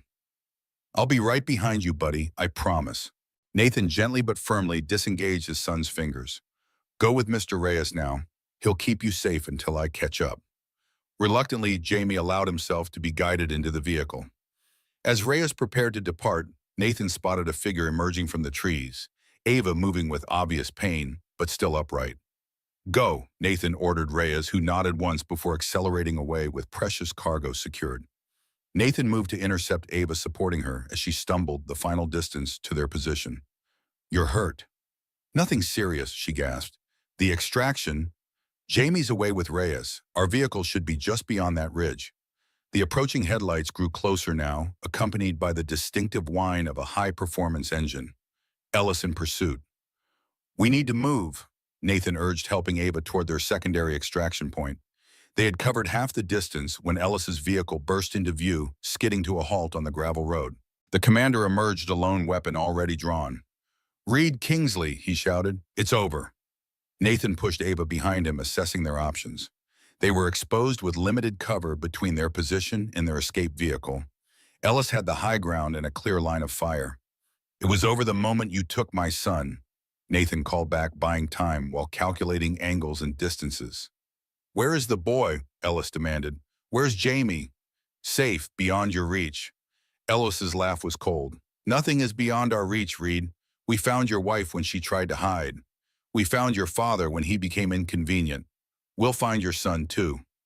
The casual mention of Sarah and his father ignited something primal in Nathan's chest, a rage so pure it momentarily clouded his tactical judgment. He stepped forward, weapon raised. "Nathan, don't," Ava warned. "It's what he wants." Ellis smiled, seeing the effect his words had produced. "Did Ms. Kingsley tell you everything, Reed, about how your wife was actually responding to the targeted pathogen, how she lasted so much longer than the others? Because Kingsley researchers were studying her resistance, gathering data, while she suffered." "He's lying," Ava insisted. "Sarah's case was monitored, yes, but not created. We found evidence." "Evidence I planted for you to find," Ellis interrupted. "Breadcrumbs leading exactly where we wanted you to go. Did you really think two civilians could unravel a conspiracy of this magnitude without help? We led you every step of the way." Doubt crept into Nathan's mind. Had they been manipulated from the beginning? Was Ava's appearance at the diner truly coincidence or part of an elaborate setup Ellis pressed his advantage? We needed you both to lead us to the formula. Sarah hit it too well, even our best people couldn't locate it. But we knew her husband and son would be the key. So you engineered all of this? Ava asked, disbelief evident in her voice. The threats against me, the evidence I found. Not all of it, Ellis admitted. Your father's plane crash was genuinely Hargrove and Westfield eliminating a liability. But afterward, your investigation, we monitored every step, removed obstacles when necessary, left just enough breadcrumbs to keep you moving in the right direction. Nathan's grip on his weapon tightened. In what direction was that? Toward Jamie, of course. Ellis's smile widened. The living key to Sarah Reed's work. We just needed to confirm our suspicions about where she hid the formula. And now, Nathan asked, though he already knew the answer. Now you've served your purpose. The boy is all we need. Ellis raised his weapon, but Nathan was already moving. He shoved Ava aside and fired in the same motion, his bullet catching Ellis in the shoulder. The commander staggered but remained standing, returning fire with trained accuracy despite his injury. Nathan felt the impact before he heard the shot, a hot poker to his left side that stole his breath and sent him sprawling backward. Ava screamed his name, the sound strangely distant as shock began to set in. Ellis advanced, weapon trained on Nathan's prone form. Nothing personal, Reed, just cleaning up loose ends. Before he could fire again, the night erupted in a deafening roar as Ava emptied her magazine into Ellis's chest. The commander's expression registered surprise, then nothing at all as he collapsed onto the gravel road. Nathan! Ava was beside him instantly, hands pressing against the wound in his side. Stay with me. We need to get you to the extraction point. The pain was extraordinary, radiating outward from the entry wound with each heartbeat. Nathan had been wounded before in combat, but never this severely. His training told him what his body already knew: the bullet had caused significant internal damage. Jaime, he managed to gasp. Make sure he's safe. He is safe, Ava assured him, tears streaming down her face. Reyes has him, but he needs his father, Nathan. You need to stay awake.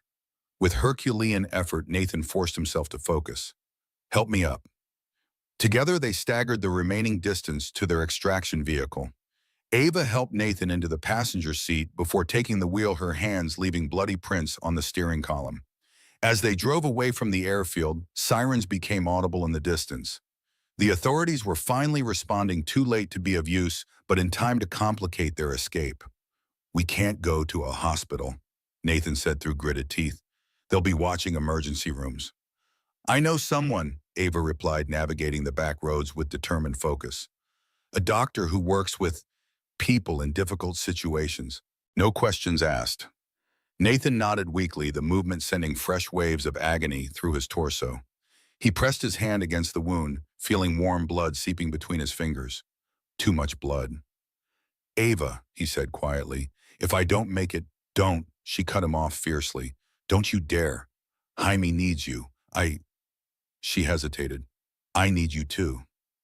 The admission hung between them, unexpected and profound. Despite everything, the lies, the manipulation, the danger she had brought into his life, Nathan found himself believing her.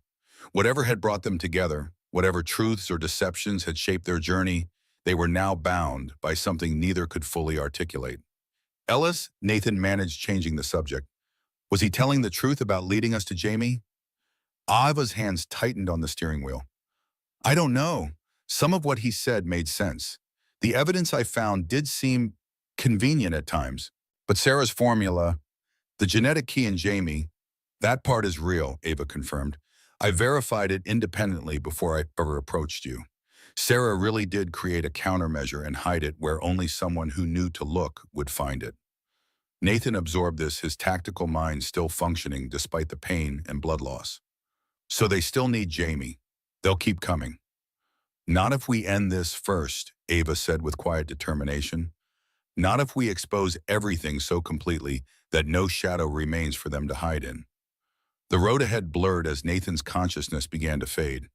The last thing he registered was Ava's voice, urgent and frightened, calling his name.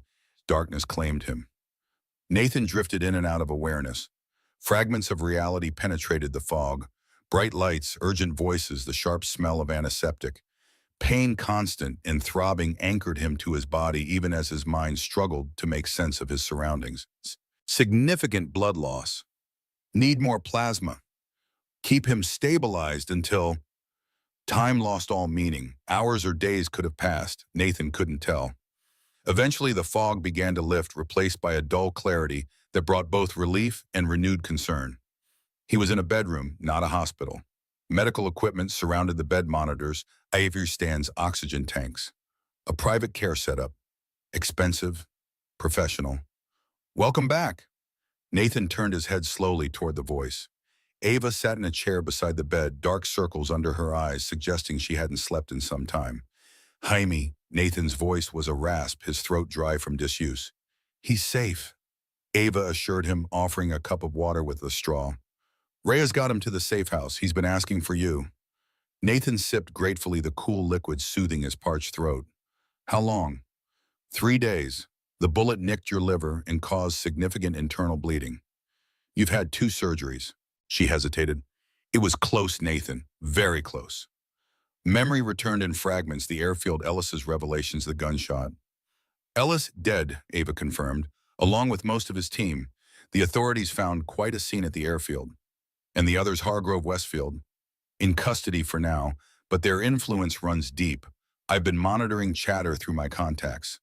There's already movement to have charges reduced, evidence suppressed. Nathan absorbed this grimly. The conspiracy hadn't died with Ellis. The threat to Jaime remained. We need to end this, he said, attempting to sit up. Pain immediately lanced through his abdomen, forcing him back against the pillows. Careful, Ava cautioned. You're nowhere near healed.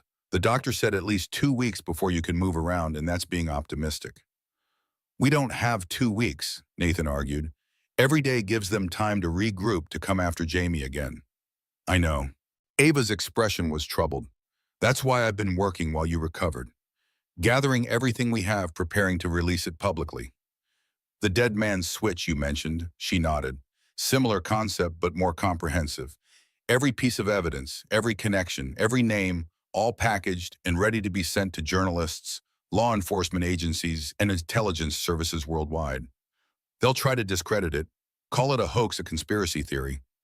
Not with the documentation we have, not with Sarah's research included. Ava leaned forward. That's why they've been so desperate to find her formula. It's not just a countermeasure, it's proof of the weapon's existence. Understanding dawned in Nathan's eyes. They can deny developing a targeted pathogen, but they can't explain away an antidote specifically designed to neutralize it. Exactly. Sarah didn't just create protection, she created undeniable evidence. A moment of silence passed as Nathan processed the implications. His wife, even dying, had found a way to fight back, to protect not just their son, but potentially countless others who might have been targeted. When can I see Jaime? He asked finally. Soon, Ava promised. Reyes has been bringing him for short visits while you were unconscious. He's doing remarkably well considering everything. He's a strong kid. Like his mother, Nathan said softly. Ava reached out hesitantly, her hand finding his. Like both his parents. The touch was unexpected but not unwelcome. Nathan's fingers curled around hers, drawing strength from the connection. Whatever complications existed between them, and there were many, they shared a common purpose now, a common enemy. So what's our next move? He asked. First you heal, Ava insisted. You're no good to Jaime if you tear your stitches and bleed out. And then we bring everything into the light. No more shadows for them to hide in. Before Nathan could respond, the bedroom door opened slightly. A small face peered around the edge, eyes widening at the sight of Nathan awake. Dad, Jaime burst into the room only to be caught gently by Ava before he could launch himself onto the bed. Careful, remember, your dad has a big owie, she reminded him. Jaime nodded solemnly before approaching the bed with exaggerated caution. Are you okay now? You've been sleeping forever. Nathan smiled genuine joy, breaking through the pain and worry. I'm getting better, buddy. Just need a little more time. Ava said you got shot by a bad guy, like in the movies.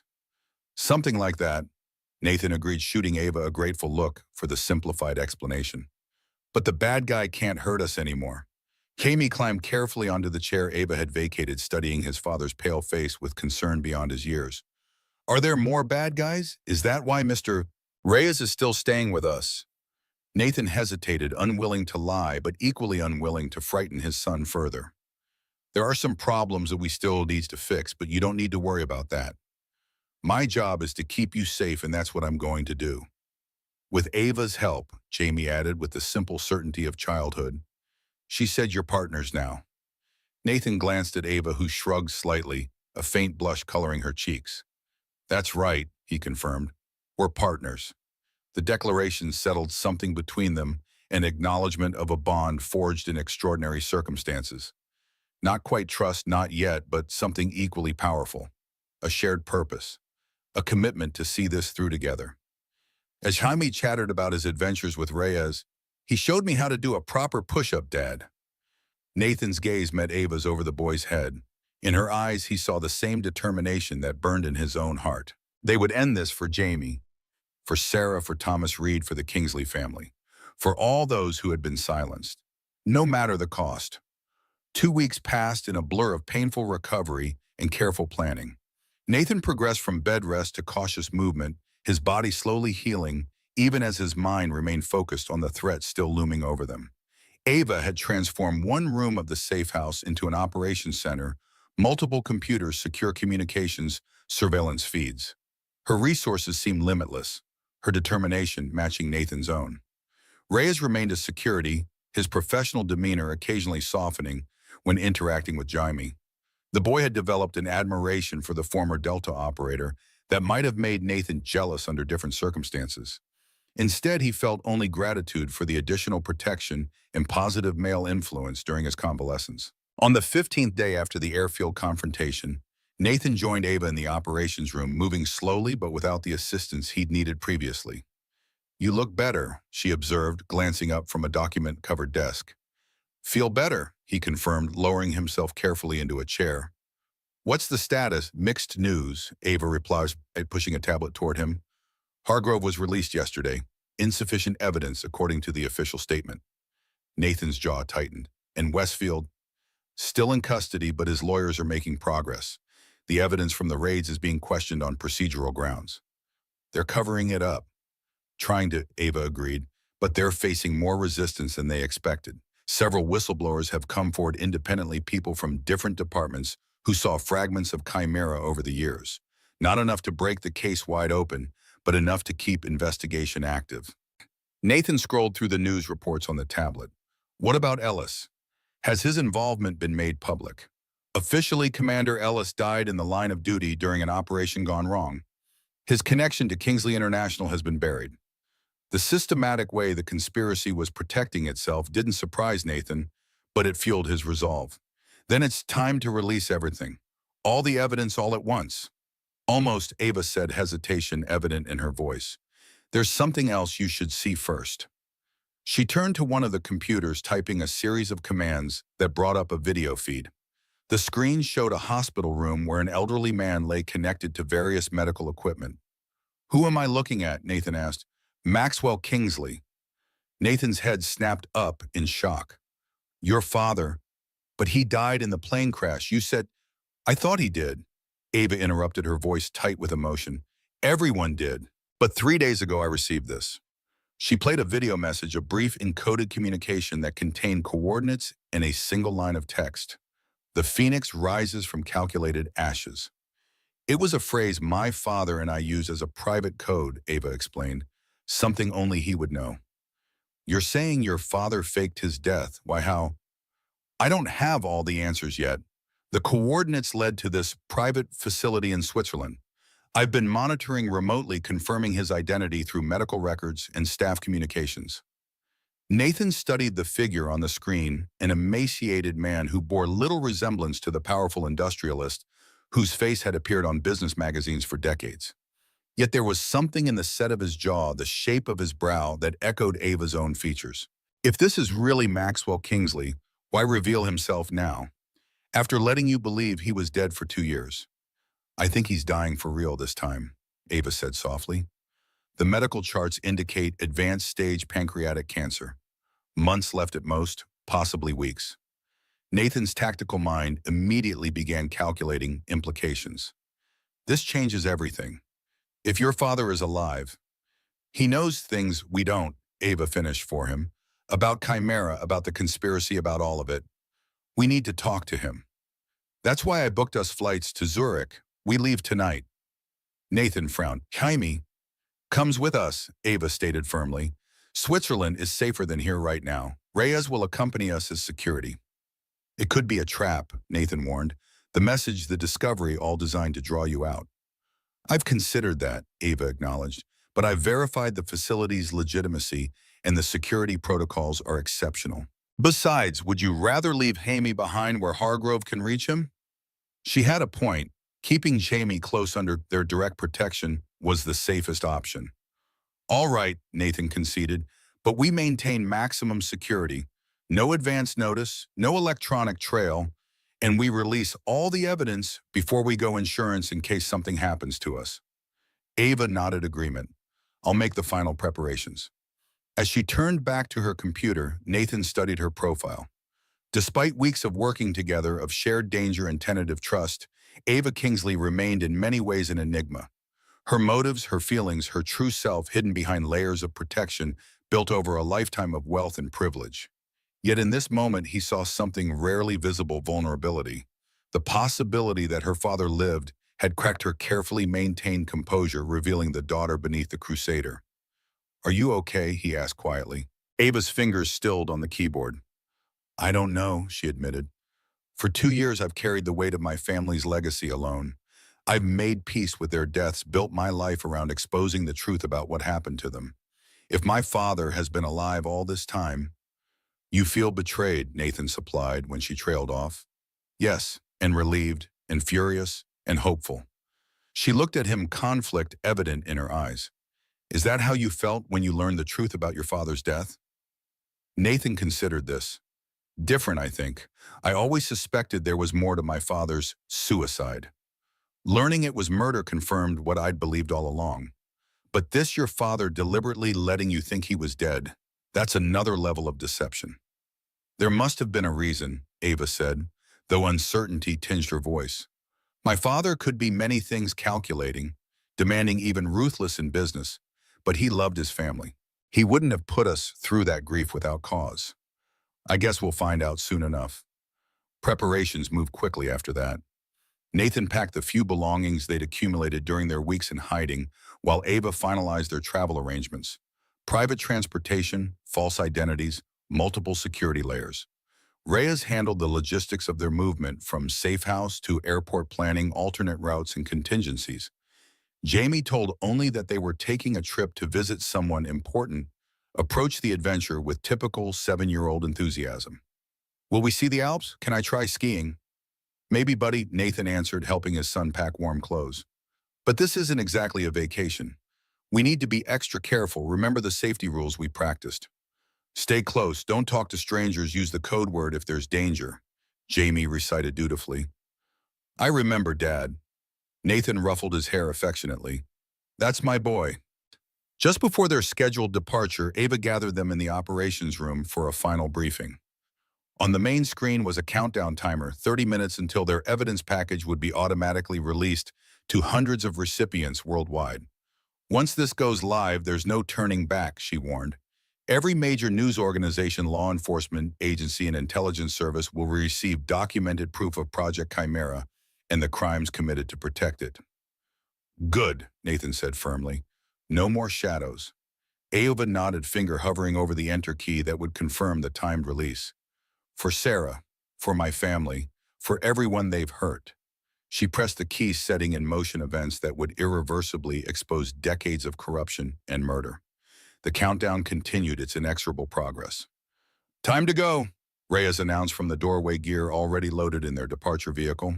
As they prepared to leave, Nathan's phone, a secure device Ava had provided, chimed with an incoming message. He frowned, checking the screen. What is it? Ava asked, noting his expression. Nathan showed her the message from an unknown number. Hello, Nathan. I've been looking forward to meeting Sarah's husband. Safe travels to Switzerland. MK. Ava's face paled. That's impossible. No one knows our plans except us. Someone does, Nathan replied grimly, and they're already 2 steps ahead. The private jet soared above cloud cover, its luxurious interior, a stark contrast to the tension permeating the cabin. Jaime had fallen asleep an hour into the flight, his small form curled beneath a cashmere blanket oblivious to the adult's concerns. Nathan studied the mysterious text message for the 20th time, searching for clues in its 10 simple words. If this really is from your father, how did he know our plans? Our phone numbers? Ava shook her head, equally perplexed. My father had resources and connections I can only guess at.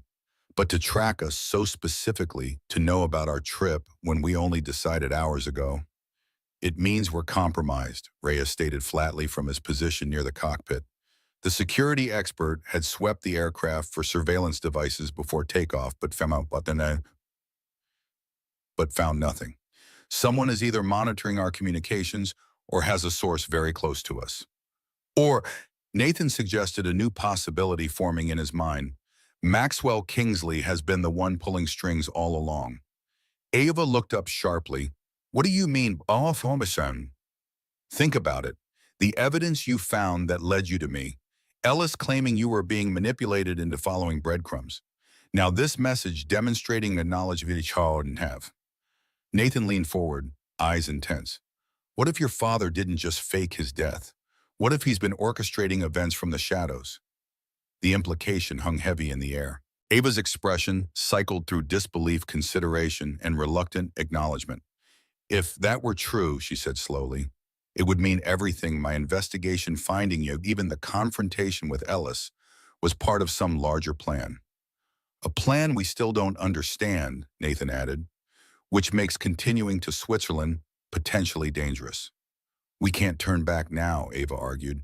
If my father is alive, if he has been manipulating events, then he's the key to everything. We need answers only he can provide. Nathan glanced at his sleeping son, weighing risks against the need for truth. We proceed, but with extreme caution. No assumptions, no trust, not even in your father. Agreed, Ava said, though pain flickered briefly across her features at the thought of approaching her father as a potential enemy rather than the reunited family member she'd imagined. The remainder of the flight passed intense preparation. They reviewed facility layouts, security protocols, extraction plans if things went wrong. When they landed at a private airstrip outside Zurich, a nondescript sedan was waiting as arranged.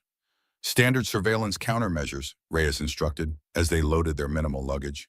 Assume we're being watched from the moment we touch Swiss soil. The drive to the medical facility took them through picturesque countryside that belied the gravity of their mission. Jamie, now awake and pressed against the window, pointed excitedly at snow-capped mountains in the distance. Can we go there after we meet Ava's dad? We'll see, buddy, Nathan replied, exchanging a glance with Ava that acknowledged the impossibility of making such promises. The Helvetia Medical Institute appeared remarkably unremarkable from the outside, a modern building nestled against a forested hillside, its architecture blending contemporary medical functionality with subtle alpine influences. Nothing in its exterior suggested it catered exclusively to wealthy clients seeking absolute privacy. Security was another matter entirely. Their credentials were checked 3 times before they reached the main entrance, each verification more thorough than the last. Biometric scans, identity confirmation, appointment validation. Reyes remained in the background, alert for any sign of threat or deception. Finally, they were escorted to a private wing, accessible only by keycard and facial recognition. The attending physician, a distinguished Swiss doctor named Mueller, greeted them with professional courtesy. Ms. Kingsley, we've been expecting you. Your father's condition has stabilized somewhat since yesterday, but I must prepare you his appearance may be shocking compared to your memories. Ava nodded stiffly. I understand.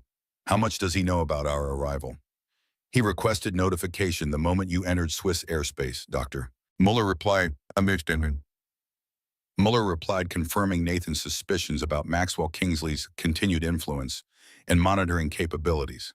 He's been quite insistent about speaking with you privately. We stay together, Nathan stated firmly. All of us. The doctor hesitated. Mr. Kingsley specifically requested. It's non-negotiable, Ava interrupted. Where my family goes, I go. That includes Nathan and Jamie.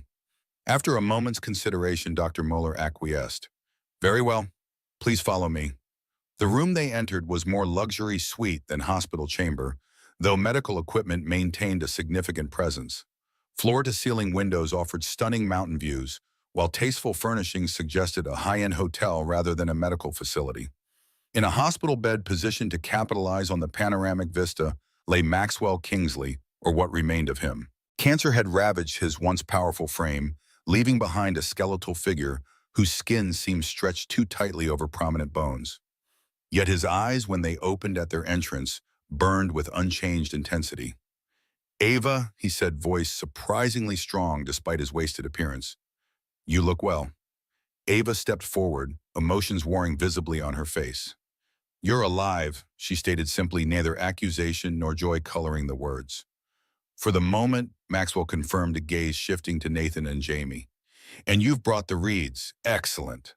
The casual familiarity sent a chill down Nathan's spine. "You know who we are." Of course, Maxwell attempted to sit up straighter, wincing with the effort. "I've known about you since before Sarah's diagnosis. Your wife was quite remarkable, Mr. Reed. Brilliant and principled, a rare combination in our world." Nathan positioned himself slightly in front of Jamie, protective instincts flaring. "How are you connected to Project Chimera?" "To my wife's death." Maxwell's eyes narrowed slightly. "Direct like your father, Thomas never wasted time with pleasantries either." He gestured weakly toward chairs arranged near the bed. "Please sit. What I have to tell you will take some time, and my energy is limited." Reluctantly, they settled into the indicated seats, Hamie nestled protectively between Nathan and Ava. Reyes remained standing near the door, vigilant. "2 years ago," Maxwell began, "I discovered that certain elements within Kingsley International had corrupted my life's work. Project Chimera began as genuine medical research targeted genetic therapies for otherwise untreatable conditions. The military applications were secondary, defensive in nature."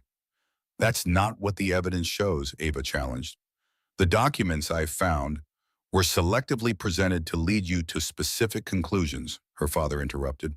"Hargrove and Westfield began weaponizing Chimera in secret around 2015 using compartmentalized research teams who didn't understand the full implications of their work."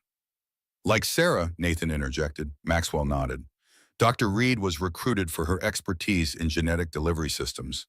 When she and her colleagues began noticing discrepancies, asking questions, Hargrove took preventative measures.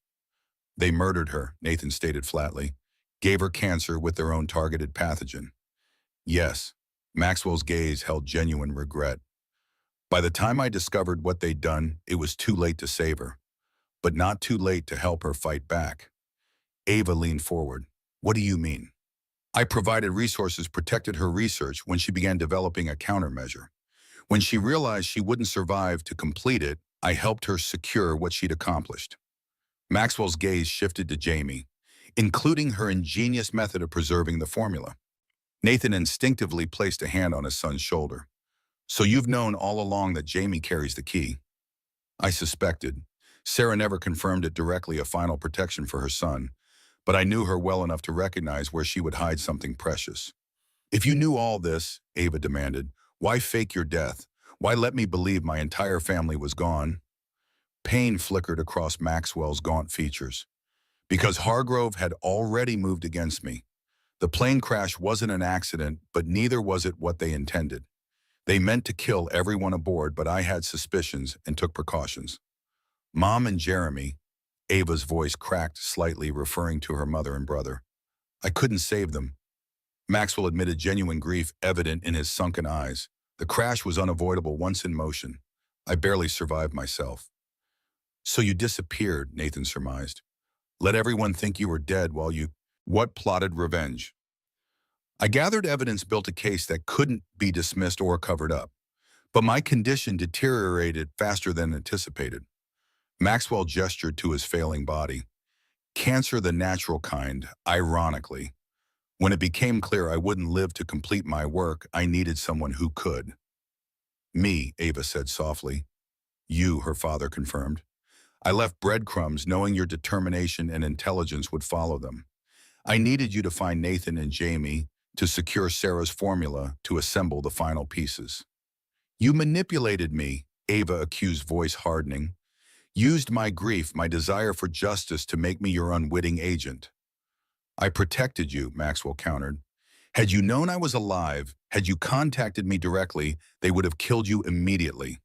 Your genuine grief, your apparent ignorance of the conspiracy's full scope bought you time. Nathan processed this extraordinary revelation, mind racing with implications. Ellis said we were being led, that our investigation was monitored and guided. Was that you too? Not entirely, Maxwell admitted. Hargrove and his associates were indeed watching, influencing parts of your journey. It became a chess match, my subtle guidance against their interference. Sometimes I won, sometimes they did. The airfield ambush. Their move. I didn't anticipate Ellis's betrayal or their decision to target Jamie directly. Jamie, who had been listening quietly throughout this exchange, suddenly spoke up. You're Ava's dad, the one everyone thought was dead. Maxwell's severe expression softened slightly as he regarded the child. Yes, young man, I'm Ava's father. My dad thought he lost his dad too, Jamie observed with childlike directness. It made him really sad for a long time. Ava was sad about you too. A complex emotion passed across Maxwell's face, regret mingled with something like shame. Sometimes, he said carefully, adults make difficult choices trying to protect the people they love. Those choices aren't always the right ones. Like when Dad says I can't have ice cream before dinner, even though I want it, Jamie asked seriously. Despite the tension, a small smile tugged at Maxwell's lips.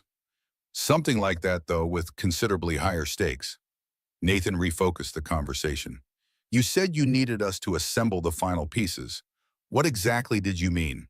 The evidence you've gathered combined with what I've compiled creates an irrefutable case against everyone involved in the corruption of Project Chimera and the subsequent crimes. But the most crucial element is Sarah's formula proof positive of the weaponized pathogen's existence. We've already released everything we have, Ava informed him. A comprehensive data package went public approximately, she checked her watch, 6 hours ago. Maxwell nodded approvingly. Good. But without the formula, they can still deny the most serious allegations. They'll claim the evidence was fabricated, that Chimera was always legitimate medical research. So you need Jamie, Nathan concluded, tension evident in his posture, to extract the genetic key. Not exactly, Maxwell corrected. Modern genetic sequencing can identify the markers Sarah used without any invasive procedures. A simple cheek swab would suffice. But that's not why I asked you to come. Then why? Ava demanded. Because Hargrove and his associates aren't finished, Maxwell replied grimly. Your evidence release has forced their hand, but they prepared for this contingency. Within 24 hours, they'll initiate what they call Protocol Omega deployment of the weaponized pathogen against specific targets globally. Stunned silence followed this revelation. How do you know this? Nathan finally asked. I still have sources within Kingsley International. Loyal people who've been feeding me information. Maxwell's expression darkened. The targeted pathogen has been refined beyond anything in your evidence. It can now be programmed for incredibly specific genetic profiles, individuals, families, small populations. And the targets, Ava pressed, political leaders opposed to their interests, whistleblowers, journalists investigating some. Maxwell paused significantly. And anyone connected to exposing Project Chimera, including all of you. The implications were staggering, not just murder, but genocide on a potentially global scale. How do we stop them? Nathan demanded. With Sarah's formula, Maxwell answered simply, properly deployed, it doesn't just protect against the pathogen, it neutralizes it completely, renders it inert on contact. But we'd need to produce and distribute it worldwide in less than 24 hours. Ava objected. That's impossible. Not with the resources I've assembled, her father countered. I've spent the last 2 years preparing for this possibility. Production facilities standing by, distribution networks in place, all waiting for the final component, the formula itself. Nathan exchanged glances with Ava, mutual understanding passing between them. Whatever Maxwell Kingsley's manipulations, whatever his culpability in bringing them to this point, the threat was real and immediate. A cheek swab, Nathan confirmed, looking at his son. Nothing more invasive than that. Maxwell nodded. The genetic markers are in every cell, simple and painless. Nathan knelt before Jamie, meeting his son's eyes. Buddy, do you remember how Mommy was a scientist who helped sick people? Jamie nodded solemnly. She made medicine in her laboratory. She showed me pictures. That's right. And it turns out Mommy left a special medicine recipe that can help a lot of people now. But the recipe is kind of hidden. The doctors need to use a special cotton swab on the inside of your cheek to find it. Will it hurt? Jamie asked the question both childlike and heartbreakingly mature. Not at all, Nathan promised. It's just like cleaning your teeth, but even easier. Jamie considered this, then nodded. Okay, if it helps people like Mommy wanted. Nathan pulled his son into a gentle embrace, throat tight with emotion. You're the bravest kid I know. Mueller was summoned to perform the collection, the procedure indeed proving quick and painless. Jaime seemed almost disappointed by its simplicity, having perhaps expected something more dramatic, given the adults' serious discussions. That's it, he asked as the doctor labeled the sample. That's it, Dr. Mueller confirmed with a gentle smile. You've done very well. As the doctor departed with the precious sample, Maxwell addressed Nathan directly. Sarah would be proud of both of you. Nathan acknowledged this with a nod, emotions too complex for words. How quickly can you produce and distribute the countermeasure? Ava asked, focusing on practicalities. The synthesis process takes approximately 6 hours once we have the formula, Maxwell replied. Distribution to primary targets, those most immediately threatened, another 4 to 6. Wider distribution will take longer, but the most vulnerable will be protected before Protocol Omega can be fully implemented. And Hargrove Westfield. The others involved. Your evidence release has already set certain wheels in motion. Law enforcement in multiple countries is moving against known associates. But the core group, they'll be harder to touch. Not if we know where they'll... Nathan interjected an idea forming. If they're initiating this Protocol Omega, they must have a command center, a place from which to coordinate. Maxwell's eyes gleamed with approval. Indeed.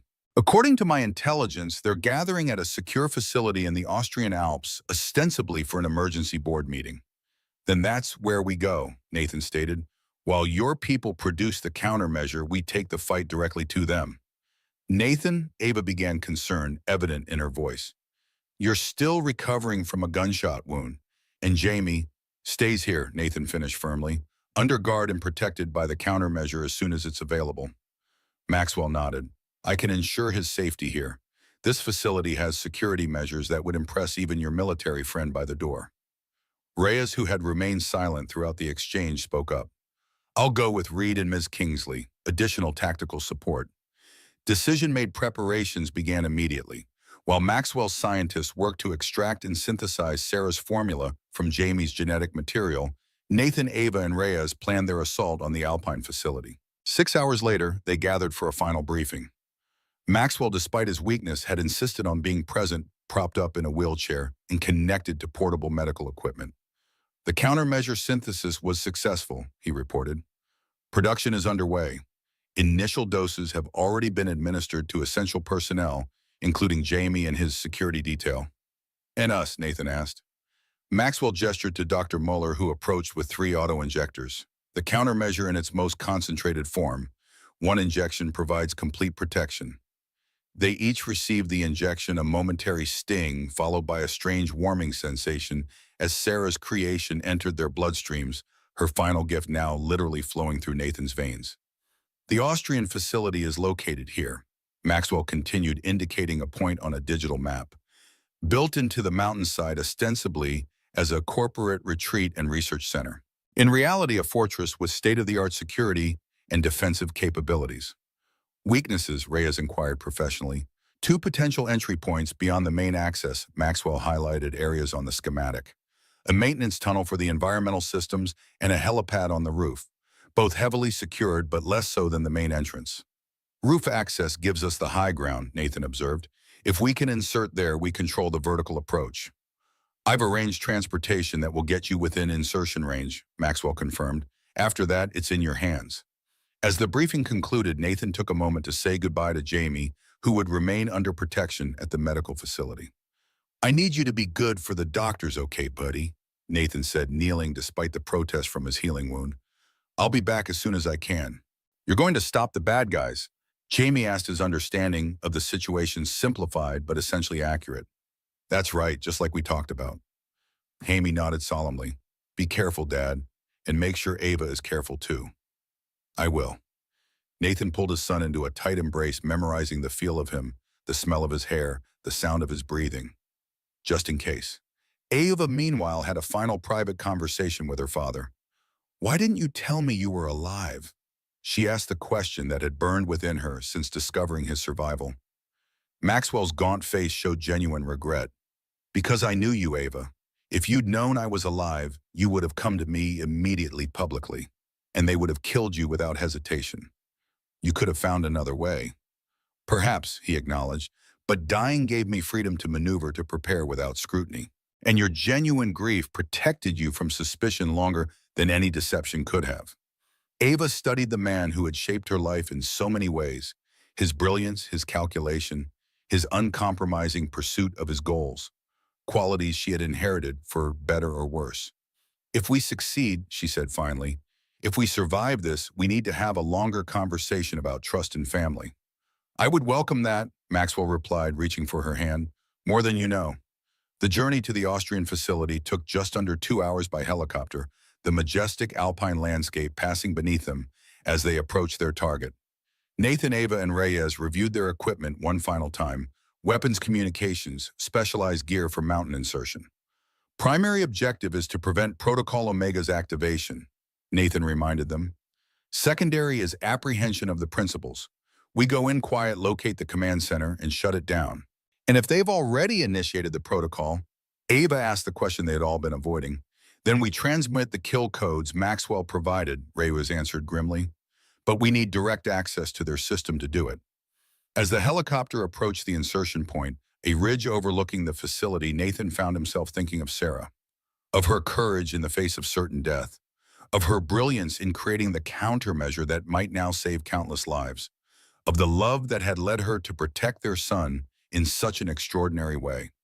Whatever happened in the next few hours, her legacy would be completed. The weapon created in corruption would be neutralized by the antidote born of compassion. The people who had taken her from him would face justice. Their son would be safe. 2-minute warning, the pilot announced. Prepare for insertion. Nathan checked his harness one final time, then met Ava's gaze. In her eyes, he saw the same determination that burned in his own heart. Whatever complications existed between them, trust damaged by revelations, connection forged in shared danger, they were united in this moment by a common purpose. For Sarah, he said quietly. For everyone they've hurt, she added.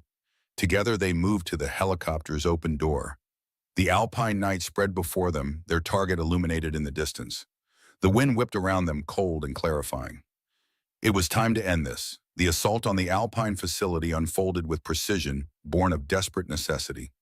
Their insertion via the helipad succeeded largely due to surprise. The facility's defenders had expected attack from below, not from above. Nathan, Ava, and Reyes moved through the upper levels, systematically neutralizing resistance with non-lethal methods where possible. Command center should be 2 levels down, Reyes reported, consulting the schematic Maxwell had provided. They encountered increasingly sophisticated security measures as they descended: biometric scanners, armed guards, reinforced doors. Each obstacle required improvisation and courage to overcome, but their determination never wavered. Finally, they reached their objective, a sealed room protected by multiple security layers. Through observation windows, they could see what appeared to be the command center with several figures gathered around a central console. Hargrove and Westfield, Ava confirmed, recognizing the men, despite only having seen their photographs previously. And that's Senator Pierce. He was supposed to be in custody. Influence runs deep, Nathan observed grimly. Ready. At their signal, Reyes triggered the EMP device they'd brought specifically for this purpose. The localized electromagnetic pulse disabled electronic security, temporarily allowing them to breach the command center in the resulting confusion. Nobody move, Nathan ordered as they entered, weapons trained on the conspirators. For a moment, it seemed they'd achieved complete surprise. Then Hargrove's shocked expression morphed into something like satisfaction. Too late, he said, pressing a final key on the console before raising his hands. Protocol Omega is already initiating. In 15 minutes, deployment begin worldwide. Shut it down, Ava demanded, moving toward the console. Impossible, Westfield stated coolly. The system is now autonomous. Even we couldn't stop it if we wanted to. Nathan approached the terminal, studying the displays. Multiple countdown timers showed the status of various deployment systems around the globe, all proceeding as Hargrove had claimed. The kill codes, he said to Reyes, who produced the data chip Maxwell had provided. Won't work, Pierce interjected, speaking for the first time. We changed the security protocols after detecting Maxwell's survival. Your codes are obsolete. Nathan exchanged glances with Ava, the gravity of their situation becoming clear. If they couldn't stop the deployment, millions could die, targeted individuals, families, entire communities determined to be threats to the conspiracy's interests. There has to be a way, Ava insisted, refusing to accept defeat. As if in answer to her determination, an unexpected voice emerged from the command center's communication system. There is, Maxwell Kingsley announced, his image appearing on the main display screen. But you'll need to give me remote access to the system. Hargrove's expression contorted with fury. Kingsley still interfering from beyond the grave. Not quite beyond Victor, Maxwell replied coolly. Just more patient than you anticipated.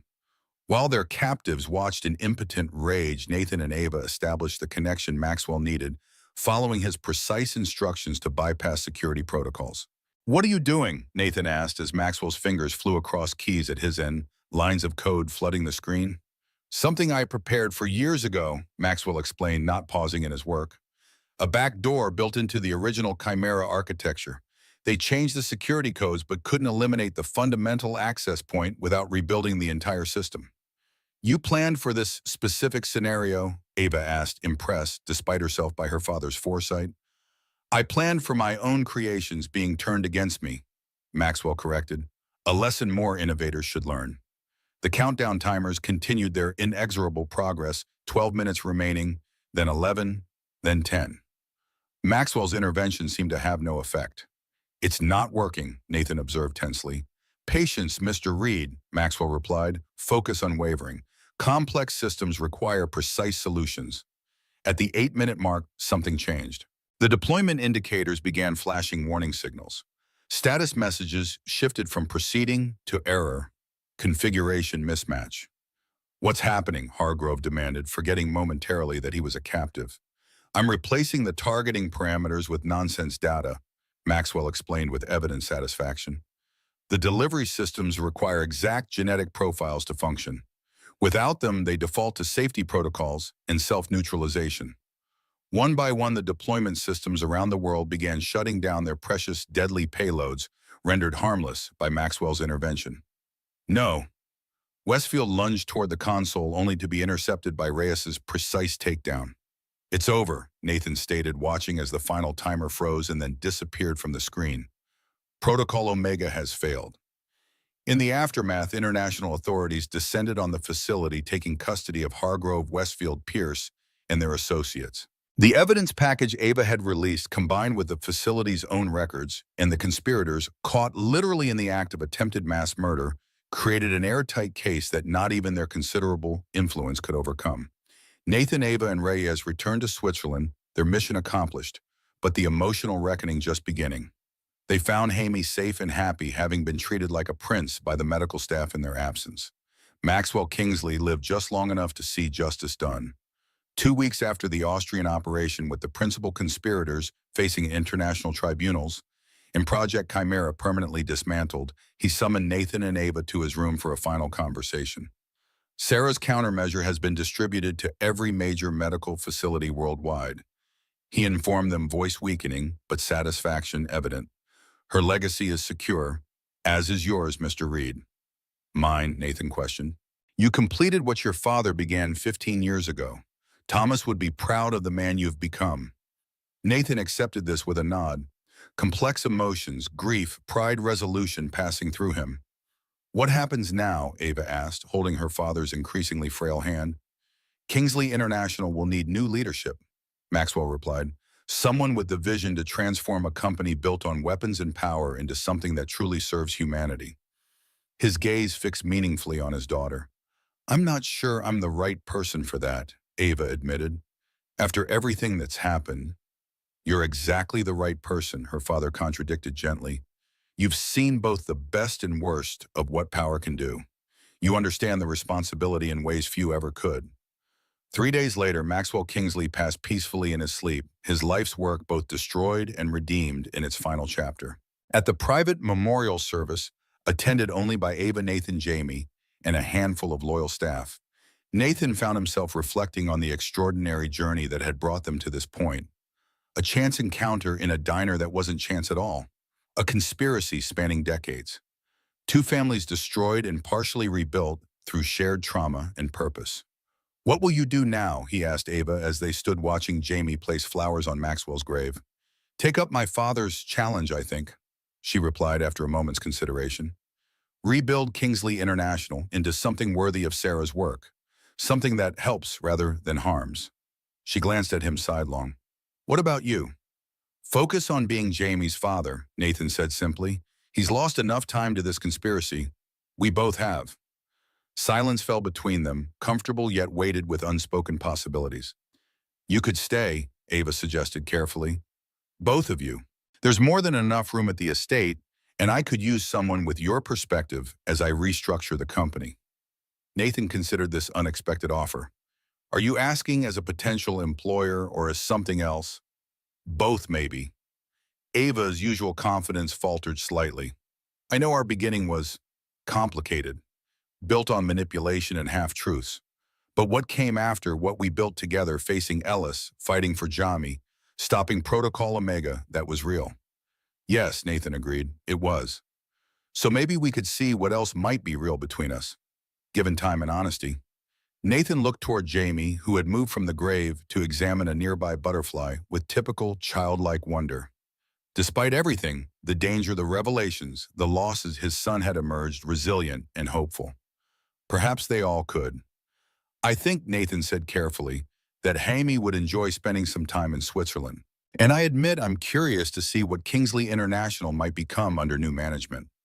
Ava's smile was tentative but genuine. "Partners, then?" "At least to start." Nathan nodded, extending his hand to seal the agreement. When Ava took it, he felt something shift between them. The beginning of trust rebuilt on stronger foundations. "Partners," he confirmed. As they walked together toward Jamie, Nathan felt Sarah's presence not as a ghost or supernatural force, but as the enduring impact of her life and love. She had protected their son in death as fiercely as in life, had left behind a legacy that saved countless lives, had connected him to a future he couldn't have imagined. Whatever came next, whatever relationship might develop between him and Ava, whatever challenges arose in transforming Kingsley International, whatever normal parenting struggles awaited with Jamie, they would face it together. Not as victims of conspiracy or pawns in someone else's game, but as architects of their own destiny. The single dad and the billionaire. An unlikely partnership formed in danger, tested by betrayal, and ultimately forged into something neither could have anticipated, but both now welcomed. A new family born from the ashes of the old. A future built on truth rather than deception. A legacy of protection rather than destruction. It was enough. It was everything.